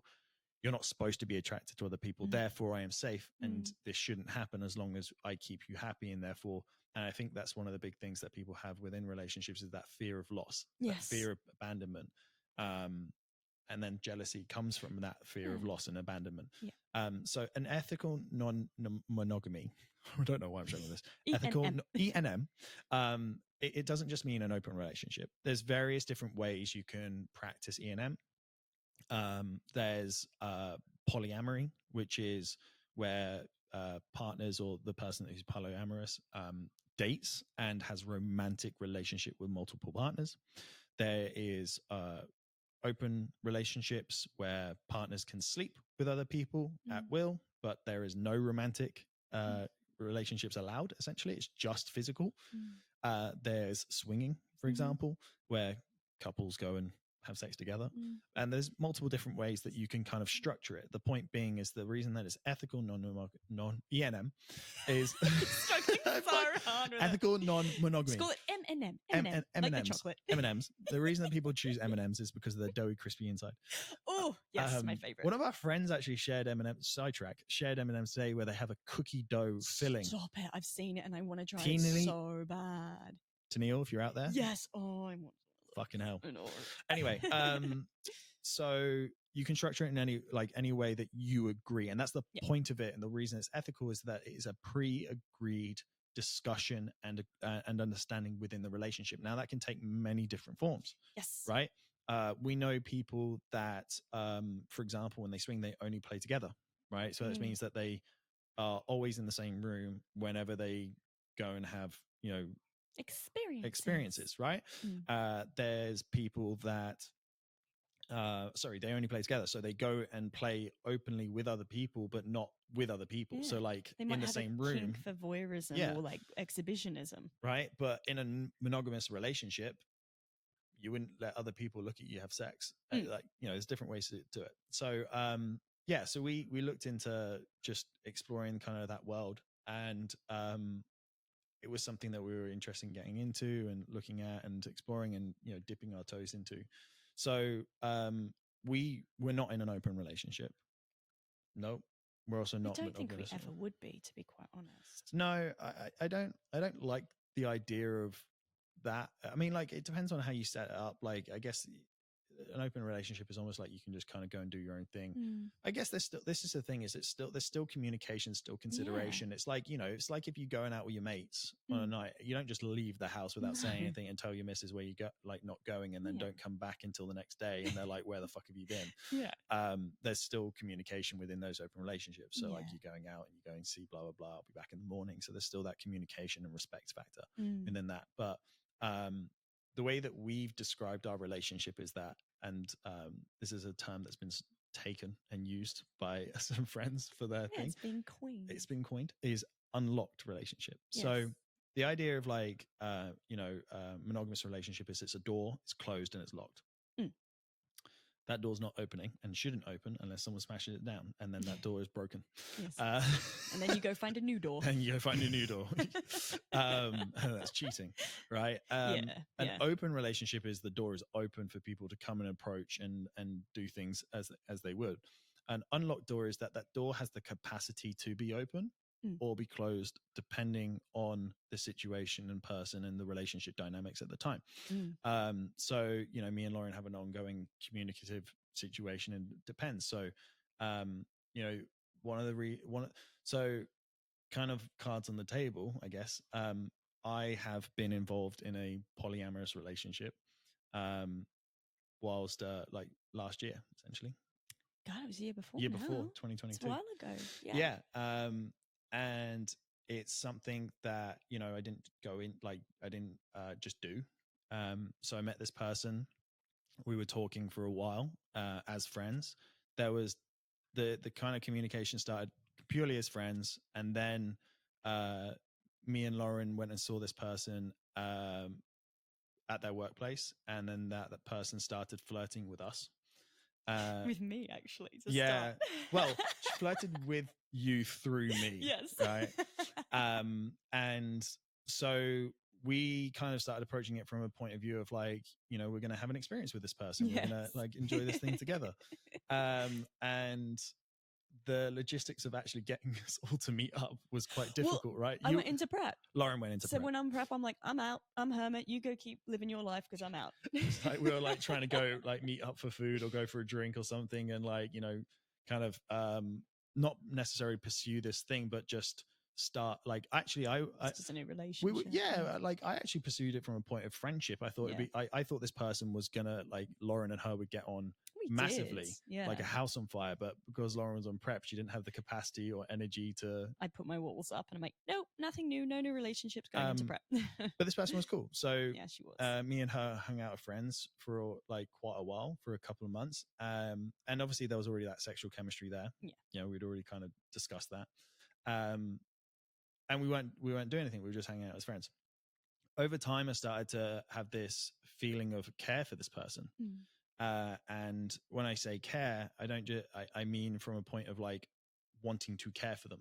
So I like look after them, make sure they're okay, make sure that like when they were telling me things going on in their life, I had like this, not just care as a friend, but like wanting to help them, wanting to do things. The same feeling that I get for Lauren when she's telling me things and wanting to take care of her. And I started feeling this massive guilt around it, and feeling of dread and like, what the fuck. And obviously, whilst you're kind of going into prep and, not necessarily being as involved in our relationship because of your focus on that. We eventually figured it out. I was listening to like, obviously, podcasts and stuff like that. And I was like, maybe, am I polyamorous? Because I was like, I'm finding myself caring for this person, really caring for this person. It's not taking away. But not taking away, not changing my feelings towards Lauren, not changing my feelings towards our relationship. I still have the same wants, desires for Lauren, for our relationship, for our future. But at the same time, I'm also caring about this other person. So it was actually a really confusing time. It's the distinguishing piece, I think, because people might develop feelings for someone else in a relationship, but it takes away from the person that they're with. Yeah. So kind of like through my understanding of things, I was like, maybe I'm polyamorous. So polyamory is like I said, you can date multiple people, but essentially the core value of it is that you can love and care for multiple partners. It's not polygamy. It's not polygamy where I go and get 10 wives. although that is not the dream. Can That's you not imagine? the dream. Yeah, look, it's not something that I would have chosen for myself, having those feelings, because it does have a lot of guilt. You have a lot of worry about, you know, what that means for you, and like, you know, especially when we grow up in a world where we're told we're only supposed to love one person. I felt horrible. I felt so guilty. You know, at this time I hadn't acted or done anything, still just plutonic, lots of p words, plutonic friends at that time. And yeah, so I started to think, oh, maybe I'm polyamorous. I, you know, feel that way. I really care about this person. I don't, you know, nothing's changed with me and Lauren. And so yeah, I just had a lot of guilt, and I was thinking a lot inside my head. We went and took a mushy trip one day. You and your No, me and you. Oh yeah, we did. That's how this conversation started. Yeah, that's right. Yeah. Me and Lauren went and took a bunch of mushies, right. We walked on the beach. Walked along the beach and played in the water. And the thing about mushrooms for me is that they make me think a lot, and they make me be a bit more introspective. So we ended up having a conversation, and I came out to Lauren as feeling polyamorous, and talked to her and let her know how I'm feeling, and we discussed it. And you know, it wasn't just like one conversation. We discussed it at that time for a couple of hours. Yeah. And I was, you know, feeling really guilty and, you know, dread, and there was a lot of emotions and you wanted tears. To share those emotions because you've been bottling them up for a long time, and you felt bad about it, and you wanted to communicate. I felt like I was hiding a part of myself from you. Yeah. And, you know, I mean, you can speak from your side of things, like your experience of what in that conversation and all your thoughts and feelings and stuff. It was obviously, when it first came out, it was incredibly jarring and shocking, because I mean, it always will be if you've gone into a even though we started our relationship with the understanding of we're probably going to want to explore things later on down the track. At that time, and basically since its inception, we had been typically monogamous, and so that's how I would describe it, and that's how I would label it if it needs a label. So whenever, except for a special occasion, except for special occasions like birthdays. Yeah, I'll touch into this in a minute, but yeah, so it was obviously a shock, and it wasn't, I won't say they were fun emotions that came out, but at the same time it wasn't necessarily wholly new for me, because like my last relationship before it ended, we essentially had gone into an open relationship, because my partner at the time was away for 6 months. We'd been together for 10 years, and the conversations we had before he went away was, we've only ever been together. And I would, you know, I'd said, I don't want us to get to 40 and be married with kids, and you suddenly decide like, I want to start seeing what it's like to actually be with another woman and start cheating on me. So I was like, go and do what you want while you're away. Go and do it, because I'd rather you have those life experiences so we can be together for the rest of our lives. And then, you know, essentially that established a communication of like, well, a more open situation. So it wasn't a new idea for me. But I mean, when we met, you were still in a relationship with this person. We'd essentially, we were technically still together at the time when we'd met, 100% exactly. But he'd said, go date. So, like, okay. So date we did. So we dated. So we went and dated. So yeah, so it wasn't new, but it did bring up a lot of emotions. And the first one that comes to mind is jealousy. I don't want this person to have what I have, my thing, you know, like Jack is my thing. And it also brought up feelings of, why am I not enough? That's the first thing that came to my head. I mustn't be enough. And I think this is the first thing that comes to people's minds when they think about M&Ms, when they think about open relationships, when they think about, you know, people dating or being with others, or people sleeping with others, or this whole kind of very taboo and controversial world. They think there must be something missing in that relationship, or one party mustn't be enough for someone else. That's why they're seeking something else. And those were emotions I had to work through, because what it showed me, okay, I still have a lot of self-esteem issues I'm battling here, because why do I feel like I'm not enough? I shouldn't. That should not be my instinctive response. And the jealousy piece was like, okay, well, I have to really work on this emotion and this feeling, because jealousy is not a feeling and emotion that we are presented with on a day-to-day basis. And it's one that I think as humans we actively avoid. But I think it's one that is so positive when we can learn to work through it and understand it. We're still going to have it, but it tells us a lot about ourselves. So what it did for you was it allowed you to express, I think, what you were feeling. You needed to get that off your chest. For me, at first, it was a lot of negative feelings, but then it was exactly how we started our relationship. I'm never going to stop you from having an experience in your life. Yeah. I was in prep. And as I said earlier, when I'm in prep, it's essentially like my other relationship. And I know that. I know I am incredibly selfish when I'm in a prep. And so in my mind, I was like, well, I'm just going to keep doing my thing. I'm focusing on my goal here, and nothing's changing that. It's awful of me to basically say, one, you're a bad person. How dare you feel like this? Two, there's no way in hell I'm letting you explore this thing. Three, go sit in the corner, you lamp. I'm going to get on with my life in my prep, right? And you didn't have to. You didn't have to say, I want you to, like, you could have said, I don't want you to explore that thing. Yeah. You could have. You would have been well within your right, because that's the agreement of the relationship that we started, and that's the premise of it. This whole process made me realize how much I love you, and how much you care for me, because I know what it would be like to. I knew how I felt about it, and I knew that it would be an incredibly hard thing for you to hear, for anyone to hear. And that's where the guilt came from. I was like, "Fuck, could I deal with Lauren coming to me with this? I don't know. I don't know."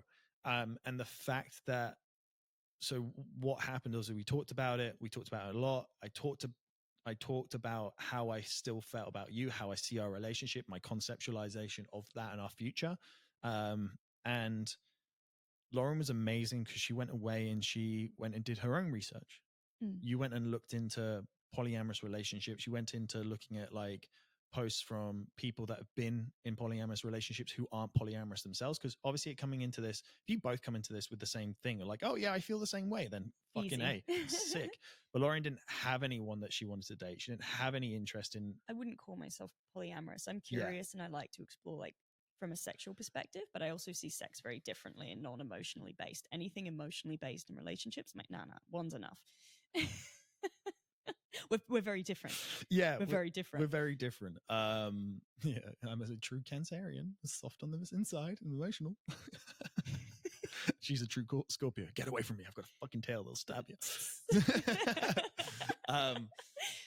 But yeah, so yeah, you went away and you looked into it, and you basically heard from other people that have been in relationships like that and weren't polyamorous themselves, that were monogamous themselves, and heard from their point of view. And a big part of it, and that, I mean, that alone to me was just fucking amazing. Like, the fact that you care about me enough that you wanted to go, and like, you could have just gone, fuck this, I'm out, I never signed up for this, you're not the person that I started dating, this isn't how I want to live my life. Because immediately from that point of view, your whole idea of where your life was going was completely shaken. Yeah. Like the old picket fence with the one person for the rest of life, like all of that was shaken. And we actually argued over the fact that you were like telling me to go and explore this, and I was like, no, I don't want to do this to you. I don't want to do this, and then in 4 weeks time you decide that you can't go through it anymore and you leave me. Like, it was,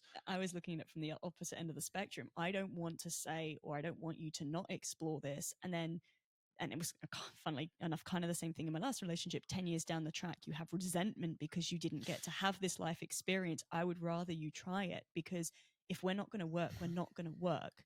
yeah. But if we want to spend our lives together, this shouldn't have to impact that. Like, it really shouldn't have to change that. Now, it's very easy to say that now. It wasn't obviously easy at the time, because Jack's right. Like, my whole idea of the future had been shaken. I didn't feel like I was enough. I did have to battle a lot. Like, it was really, yeah.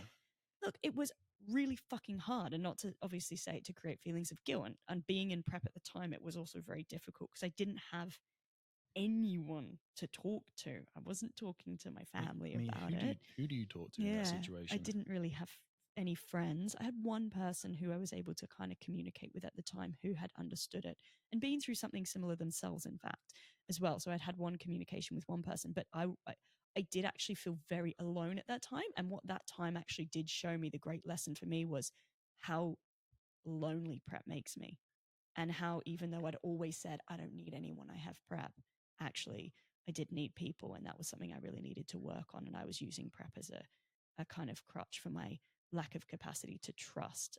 So it wasn't easy. And people know when you go through tough times and you're emotional, you want to eat to make yourself feel better. And like being on prep and deep in a diet, like it made it really hard to want to stick to my protocols at You that fucking time. did it. I was like, again, see why I respect this person so much. Like, fuck, man. Thank you. I would turn to chocolate straight away and KFC. The problem is James would fucking, this is it, James James would would know, know. and he'd be like, why the fuck are you going off plan? And I'm like,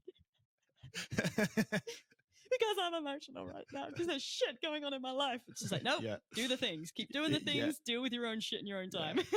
It was really tough. Like, we only had each other really to Yeah. talk to about those things. And, there was a lot of emotions to process on both sides. And I was so impressed with you, and your capacity to deal with that. Like, I was blown away. I was impressed with you as well. The thing is, you came and communicated it. Like, so many people wouldn't. Yeah, I mean, like, that's the thing about, I felt like I was living a lie. I felt like I was deceiving you. I felt like I was hiding something, even though I wasn't doing anything, acting upon anything. But I feel like this is something you see in movies and films and relationships with monogamy, is that people go through life and they like someone and they feel bad about it, and they deal with this like internal guilt about that stuff. And eventually this happens. People can end up cheating, especially if you're going through a tough time in your relationship, and you're like, and something is missing. For example, like if I hadn't had that communication with you, and we'd come into this year where we'd done back-to-back prep. So we'd done that prep, we did the next prep, we were into the third prep. I was so zoned in. And I was we were, ignoring you. and and I hadn't communicated that to you. I don't think I would cheat, but I don't think you would. My integrity and my values are too much for that. But someone in that situation, you can see where that person might snap if they're not getting what they need from their relationship, and they're feeling neglected, and someone comes along and gives them that. And this is why it's so important to work on your relationship, to have these things, because regardless of your chosen relationship style, that's where it can end. If you neglect your partner and you don't communicate and you don't love them and you don't provide them what they need, regardless of what relationship you're in, that's how things can start to fall apart. So so how we kind of proceeded with that was very cautiously. Like, the wonderful and challenging thing about an M&M relationship, an open I know I'm calling it M&M now though, because I love it. I think it's super cute. An M&M relationship. It's gonna confuse people. Okay. I know. Open relationship or an unlocked relationship is, it forces so much communication. It ain't gonna work unless you're communicating so openly. So it forced us to get really good at communicating, sharing our desires, sharing our needs, sharing our feelings. And what it required was like, okay, if you're going to do this and you're putting this effort into this, I need to see just as much effort in our relationship. And I also have to put in just as much effort as well. Yeah, exactly. That was the kind of conversation that we had, is like, look, you were like, I want you to explore this. I don't want you to feel guilt, and this was what I said, like we both agreed, was like, if I'm going to even start crossing this bridge, I need to put equal amounts of energy into both relationships and ensure that no one feels neglected. And that's obviously that when it comes to polyamory and polyamorous, there's when I say I wouldn't choose this, it's fucking hard to manage one relationship. Imagine managing two, and keeping people happy. Almost just being like open and just swinging is so much easier, because you just go in, turn up, do the thing, and then fuck off, and you've got no ties to it. That's why you like that. You're like, because you're like, I don't have to manage relationships or expectations with other people. That's easy. I struggle to set boundaries. So yeah, exactly. I could not that. set, No. So yeah, it was equal energy into both relationships, and ensuring that no one feels neglected. Also communicating expectations around things. So obviously big part of that was like, first agreeing to even start dating this person. Obviously this person wasn't just automatically in. I hadn't discussed it with this person, but their consent was also required. Yeah, their consent was also required. I just sneakily started dating them. Just like they didn't even know. Just like leaving toothbrushes around and like slowly leaving clothes around, slowly moving yourself in. It's like that creepy kind of person who's First step, go to their house. Yeah. No. So yeah, I asked this person out and we went on a date and it was good. It was fun. It was really enjoyable. And it was a really unique experience for that person as well. Like obviously they knew about Lauren. It wasn't a secret. They were willing to trial it out and see how it goes. Equally for the other person coming into a relationship, there's going to be feelings of jealousy and stuff. Obviously our relationship dynamic was that Lauren's my partner. We're engaged. We're going to get married.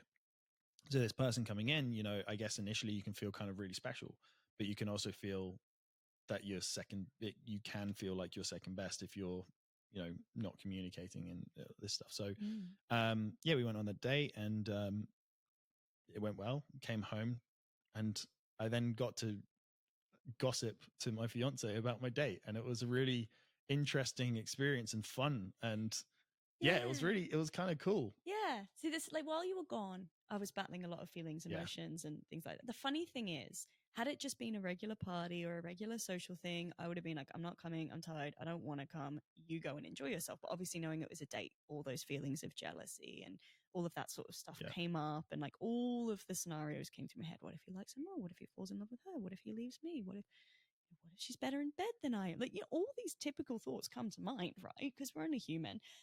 But when he did come home and he started, I was like, so how was it? And started talking about it and sharing. It was literally just like talking to a friend about their date. And that's where I experienced that compersion for one of the first times where I was like, he was so happy and he'd had such a beautiful time. And to be quite honest, it was so innocent. It was perfectly innocent. Like, you did come home. There was, like nothing like that.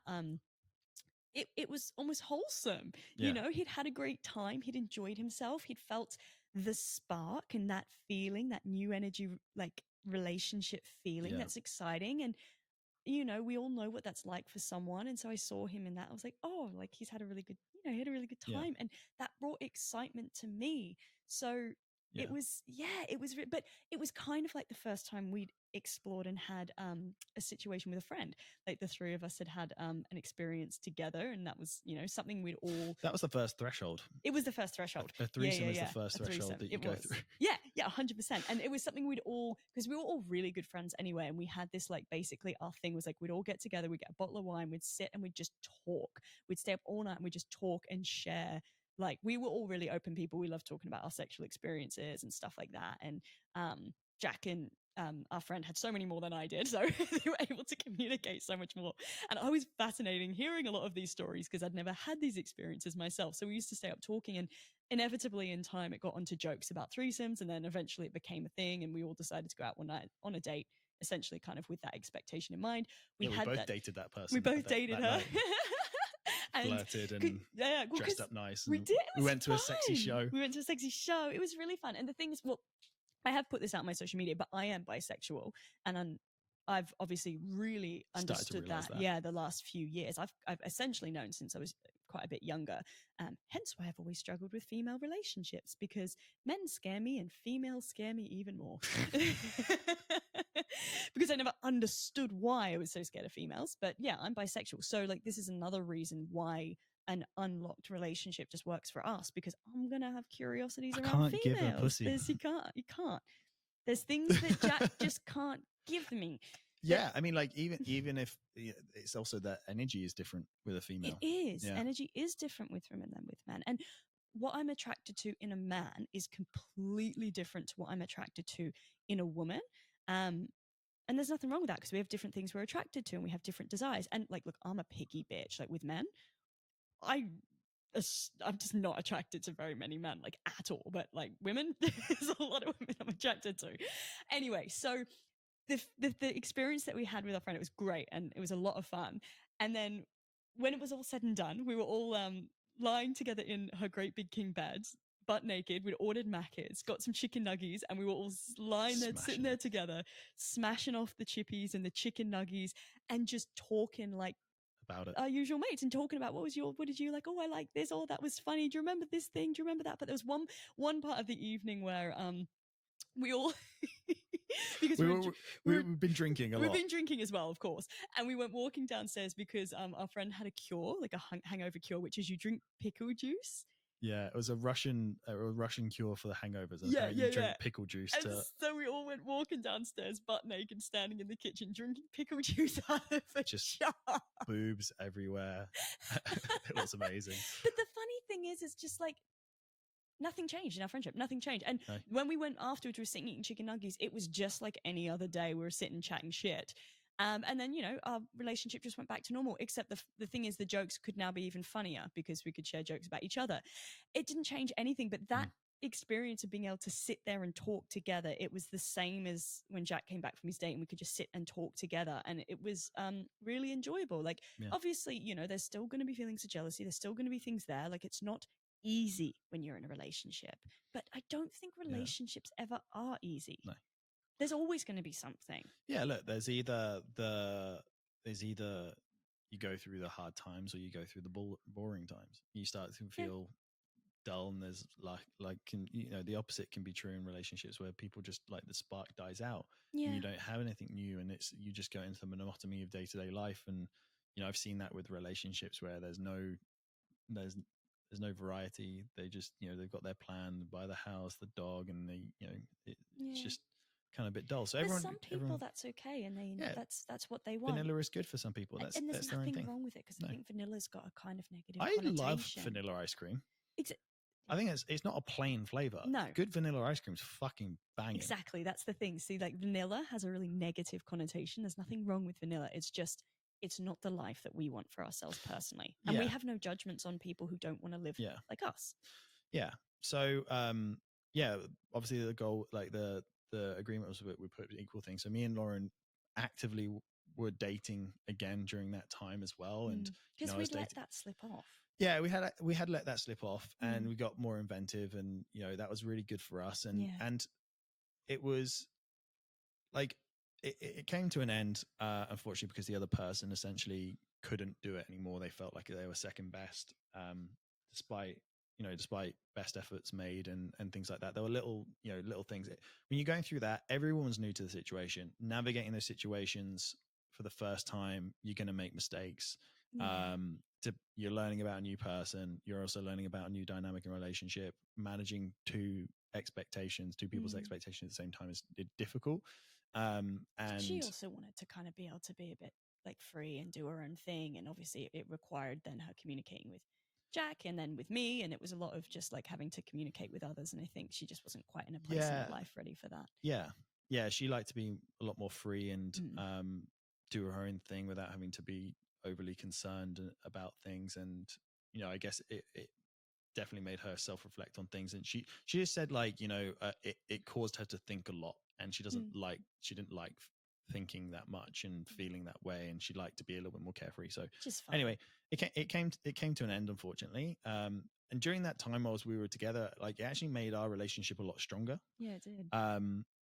Like communicating was improved massively. Our understanding of what each other needed was improved massively. We also had another experience with that person as well, which yes, we did. Which was also really fun. It definitely opened up our relationship in more ways, and we were more open to doing things. We went to Sexpo for the first time, which was cool. And like it allowed you to actually process through a lot of jealousy. It did. It honestly, I went from feeling completely alone, heartbroken, in all honesty, devastated, and feeling like I wasn't enough as a human, experiencing jealousy, anger, all of these emotions, to eventually getting to a point where I felt the most empowered and strongest and happiest I've ever felt in my life. Yeah. Because when you're with someone and you know that there's nothing that can come along and essentially take that person away or make you feel jealous, you're so powerful. Like you feel so strong. It's like we could go into, like, I remember being in a relationship and going to parties and having, like, say for example, seeing you talk to another girl or seeing a girl flirt with you and having the anger, the jealousy, feeling like, oh, what if he likes this person better? This person's hotter than I am. Like all of those feelings that we tend to feel, right? After I'd had to go through that process of going through all those emotions and moving through them, it was like, he's not leaving. He's actively choosing to stay. He wants to be with me.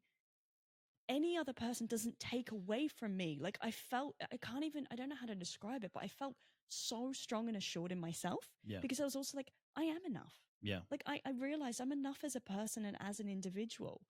You can be enough without being everything someone needs. Exactly. And that was something that you said to me. And it's like, it's talking about how we as people have different things and enjoyments. So one of the things that Lauren really struggles with is horror movies.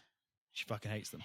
Hate them. But this person loved horror movies. Yeah. So one of our dates, we went to watch a new horror movie, which was cool. I can't do that with Lauren. I was more than happy for you guys to do that. I was like, fuck that. And I was thinking about other things that Lauren likes to do, you know, like, it sounds stereotypical, but go shopping or go and do, like, I don't know. Go to the gym. Go to the gym. I like going to the gym. But there's other things in your life that, you know, you would do with friends or people, and, you know, I wouldn't necessarily be as interested in. Yeah. So we can be enough for someone without being absolutely everything they need. Like, that's obviously like, my brother asked me, you know, can you not get that of friendships? I'm like, yeah, you can. You absolutely can have that. But isn't it so good when you've got it with someone that you genuinely care about, and there's like that almost like even more to that next level? It's like, it's again, it doesn't take away. You can have those things, but it's just like, it's just icing on the cake that you do it with someone that you really fucking care about, and that you've kind of got that connection. Like, fuck, man. So yeah, it definitely made our relationship a lot stronger. When it ended, it was very I was blindsided, I'll be honest. The communication with this person started to drop off. She left me hanging a few times, kind of like she wouldn't communicate very well with me, and left me kind of wondering and spending a lot of my time going, what's she thinking? What's she doing? What's going on? And so obviously when it ended, it was really tough. I was really sad. I was really, and as I started going through these other feelings of guilt again. It's like, I'm not allowed to be sad because I've already got a relationship. I can't be sad that this relationship's end. Like, you're not allowed to be. It's you're already spoiled. You're spoiled. So don't. And like, I felt like I wasn't able to, didn't have permission to feel sad, and hurt, and all of these different things. So it was it was tough, but it was, looking back on it, I wouldn't change a thing. I think it was really good for us to understand where our boundaries were, where we want to kind of take our relationship for the future.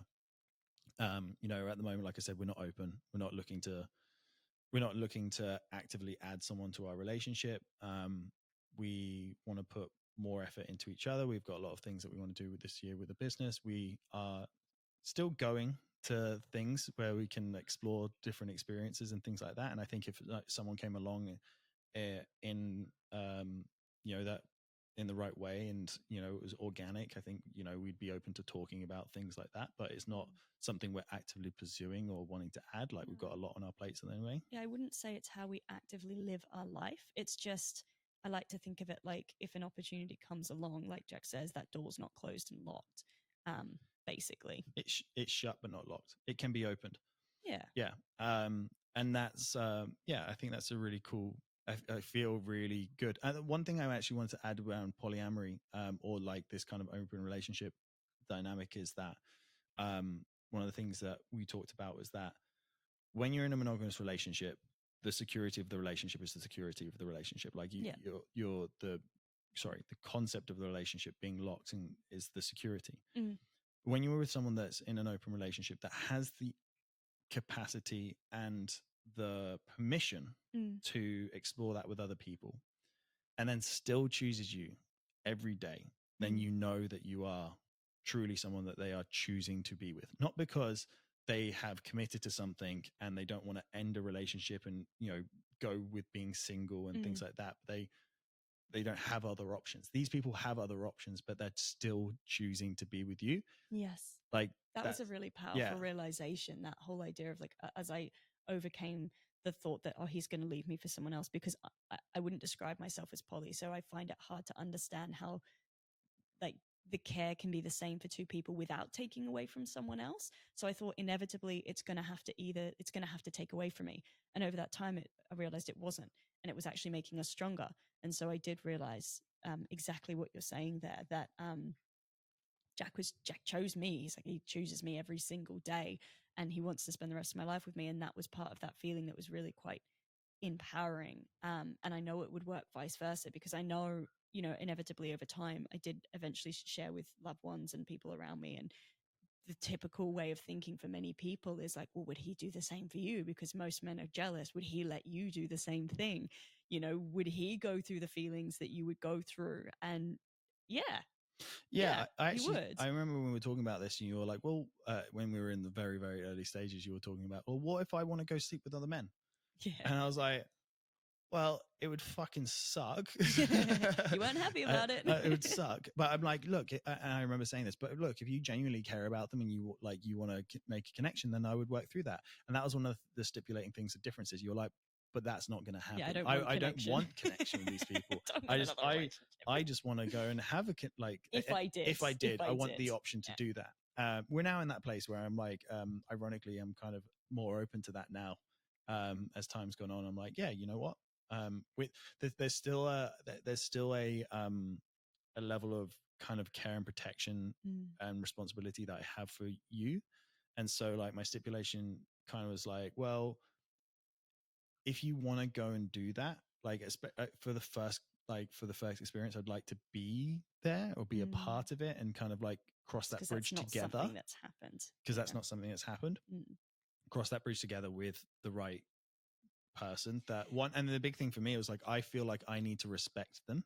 I feel like they need to be attractive enough for Lauren. Like I'm like, they can't be ugly, because they've got to be attractive. The funny thing is, I'm not attracted to the way people look. But this is like sort of the things that like makes me feel better about the first instance is like they can't be ugly, because I can't feel like you're taking a step down or I'm in the same league as that person.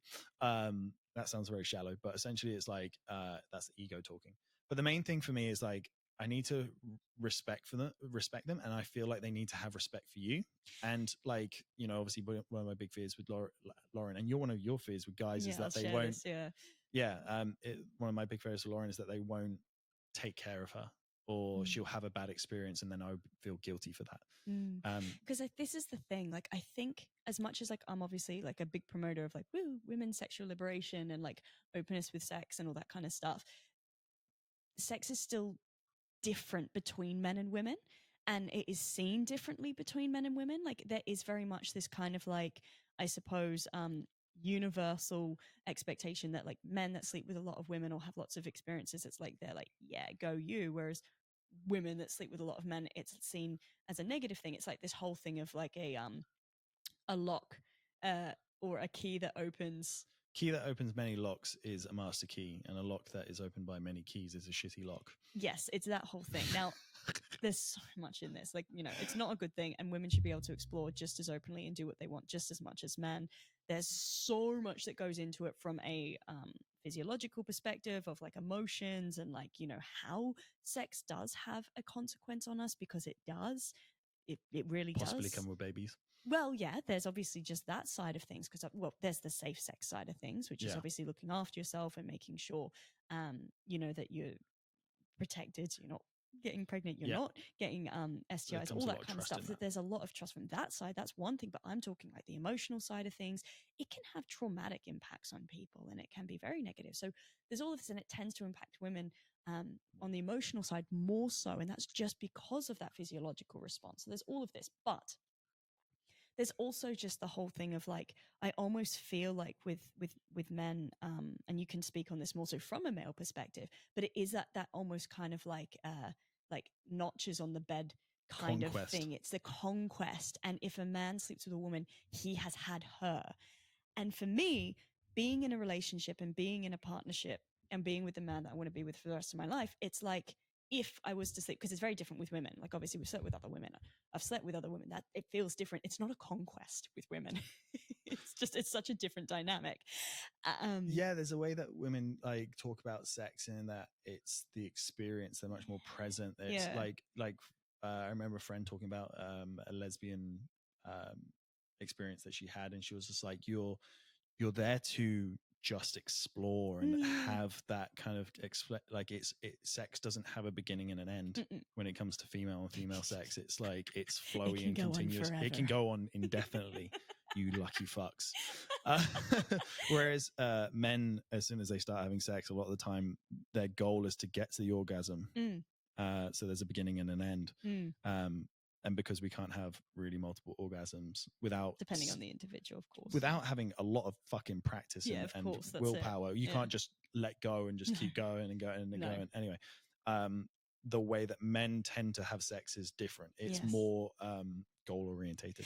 Yeah. And so I guess I'm a little bit old school in the sense that I'm like, well, like if I was to go and sleep with other men, like that man is sleeping with me, and then that could be a disrespect on Jack and on me as well. Like I could essentially, like they could feel like I have been conquered.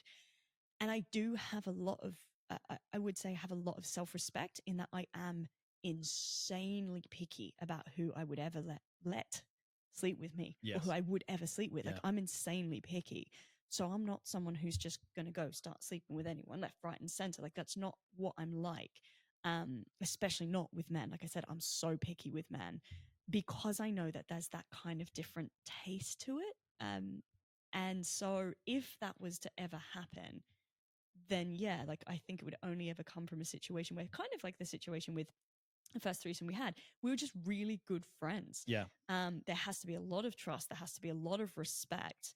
I have to know that that person would like trusts and respects me, but trusts and respects Jack. And it's not the typical stories you hear of like, say, one night stands and things like that. It is not a nice experience. Like the only reason I would want to have sexual exploration with people is for the actual exploration. And you've got to be the kind of person who genuinely enjoys what it is to explore and to play and to be a part of that and to want to give pleasure to someone else. It's not just about, just taking from someone else. Yeah, it's not just about saying I've done it.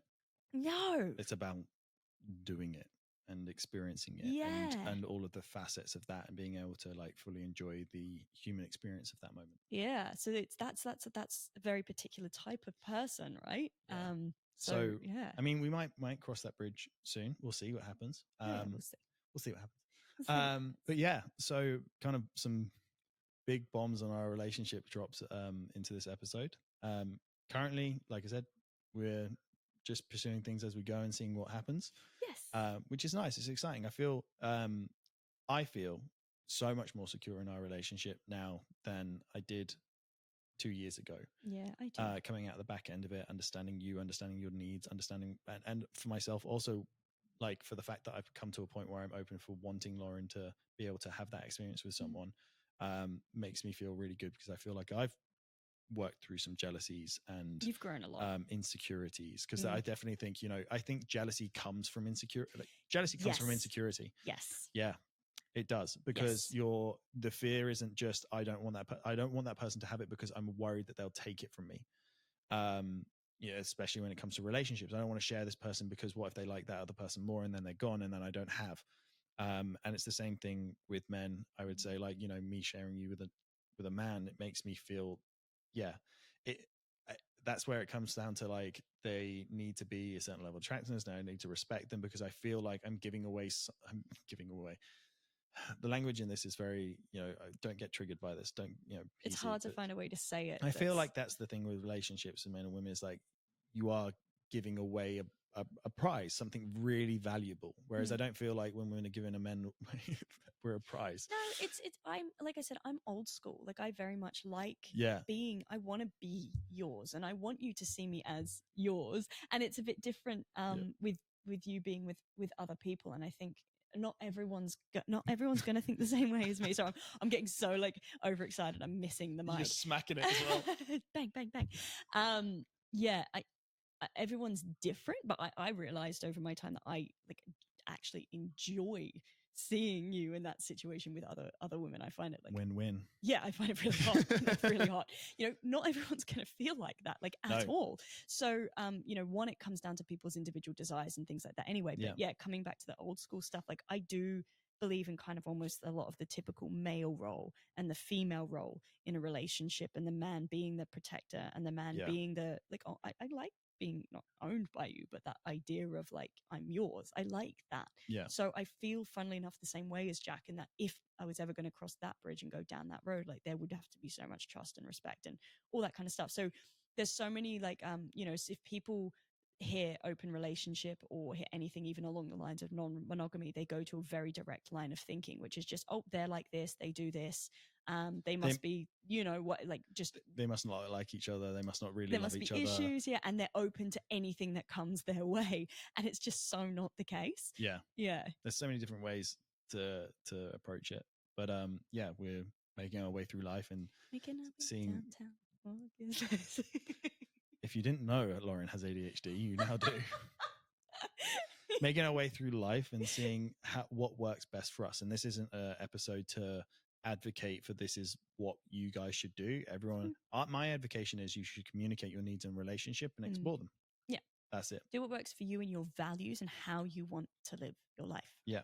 Not everything is permanent either. No, things like change. You can trial it. You can close things back up if it's not for you. You can, go through different points. I remember hearing a podcast about someone that was in an open relationship with their partner, and then they had a kid, pregnant while they were open while she was pregnant. And as soon as they had a baby, the baby came along with the last trimester, they closed it up because they wanted the stability for that household and for that child. And the mother needed the support of that other partner.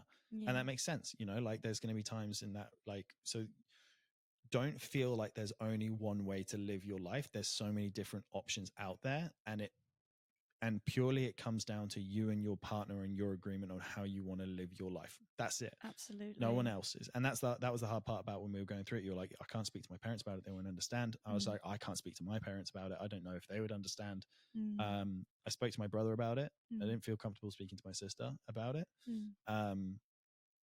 Which I'm sure if she hears this, she's going to be upset about that. And you took a while to speak to your siblings. Yeah. It's not an easy conversation to have because there is so many negative connotations, negative stigmas. People they go straight to certain ways of thinking, and especially from the female side, people instantly think you're being manipulated, or he's taking advantage of you, or it's not what you want, you're doing it for him. Like that's where a lot of those thoughts come in, and it's like, what are you getting out of this, and all of that kind of stuff. And I guess that's why I really emphasized the whole like prep is like another relationship thing for me. I know it sounds so stupid, but it's like, I don't think people will understand when I say, like, yes, I had to go through a lot of hurt. Yes, I had to go through a lot of emotion. No, it wasn't fucking easy, but I was open to trying that because I was in that prep and I understand how selfish it is, because it's not just a hobby for me. Prep isn't just, I don't just do it for fun. Like I do it all the time and that's my priority. And Jack knows it becomes a priority. It's the priority over our relationship. It has been. Yeah. And so I guess that was the tete-a-tete, the give and take. You used that word with me the other day, and I was like, don't use big words around me. It was that, well, you've given a lot and supported a lot, so I'm going to give and support in this way, and we'll see how it goes. And it was from the understanding that if it didn't work, it didn't work. I didn't have to, and I knew and still know, if we ever end up in a place where it's not working for me, I'm not going to stay in that situation. Yeah. And the same for Jack. Same with if my preps become too much, if it's not working and it's not the life he wants, he won't stay. We know this about each other. We've had those very open and raw conversations. They're not easy ones to have, but we've talked about every fucking possibility that could come from every situation. Exactly. Yeah. So yeah, if I suppose if anyone is curious upon hearing this and wants to kind of dip their toe into that world, what I'd encourage is go and check out. It's called Shoo Shoo, which is a community for people that might want to live their life unlocked and start exploring. And you can just start asking questions for people who are in that world to develop an understanding a little bit more of what it might be like. Yeah, I mean that's an event company, so they put on events for people in that unlocked lifestyle. What I would say is go and do your research. There's lots of podcasts out there talking about this stuff. I first heard about it on a on a comedy podcast from two female comedians that was called Guys We Fucked, and they were just talking about their past relationships. They literally get guys they fucked come on the podcast and talk about the time they fucked. It's fucking hilarious. Yeah. But then they start getting on like sex experts and things like that, people talking about different styles of relationships. There's a podcast which is dedicated to polyamory and ethnical non-monogamy, and all the different formats that can take it. It's called multi-amory. podcast. It's really useful. Again, they get experts on, they get relationship psychiatrists come on and therapists and talk about, different things.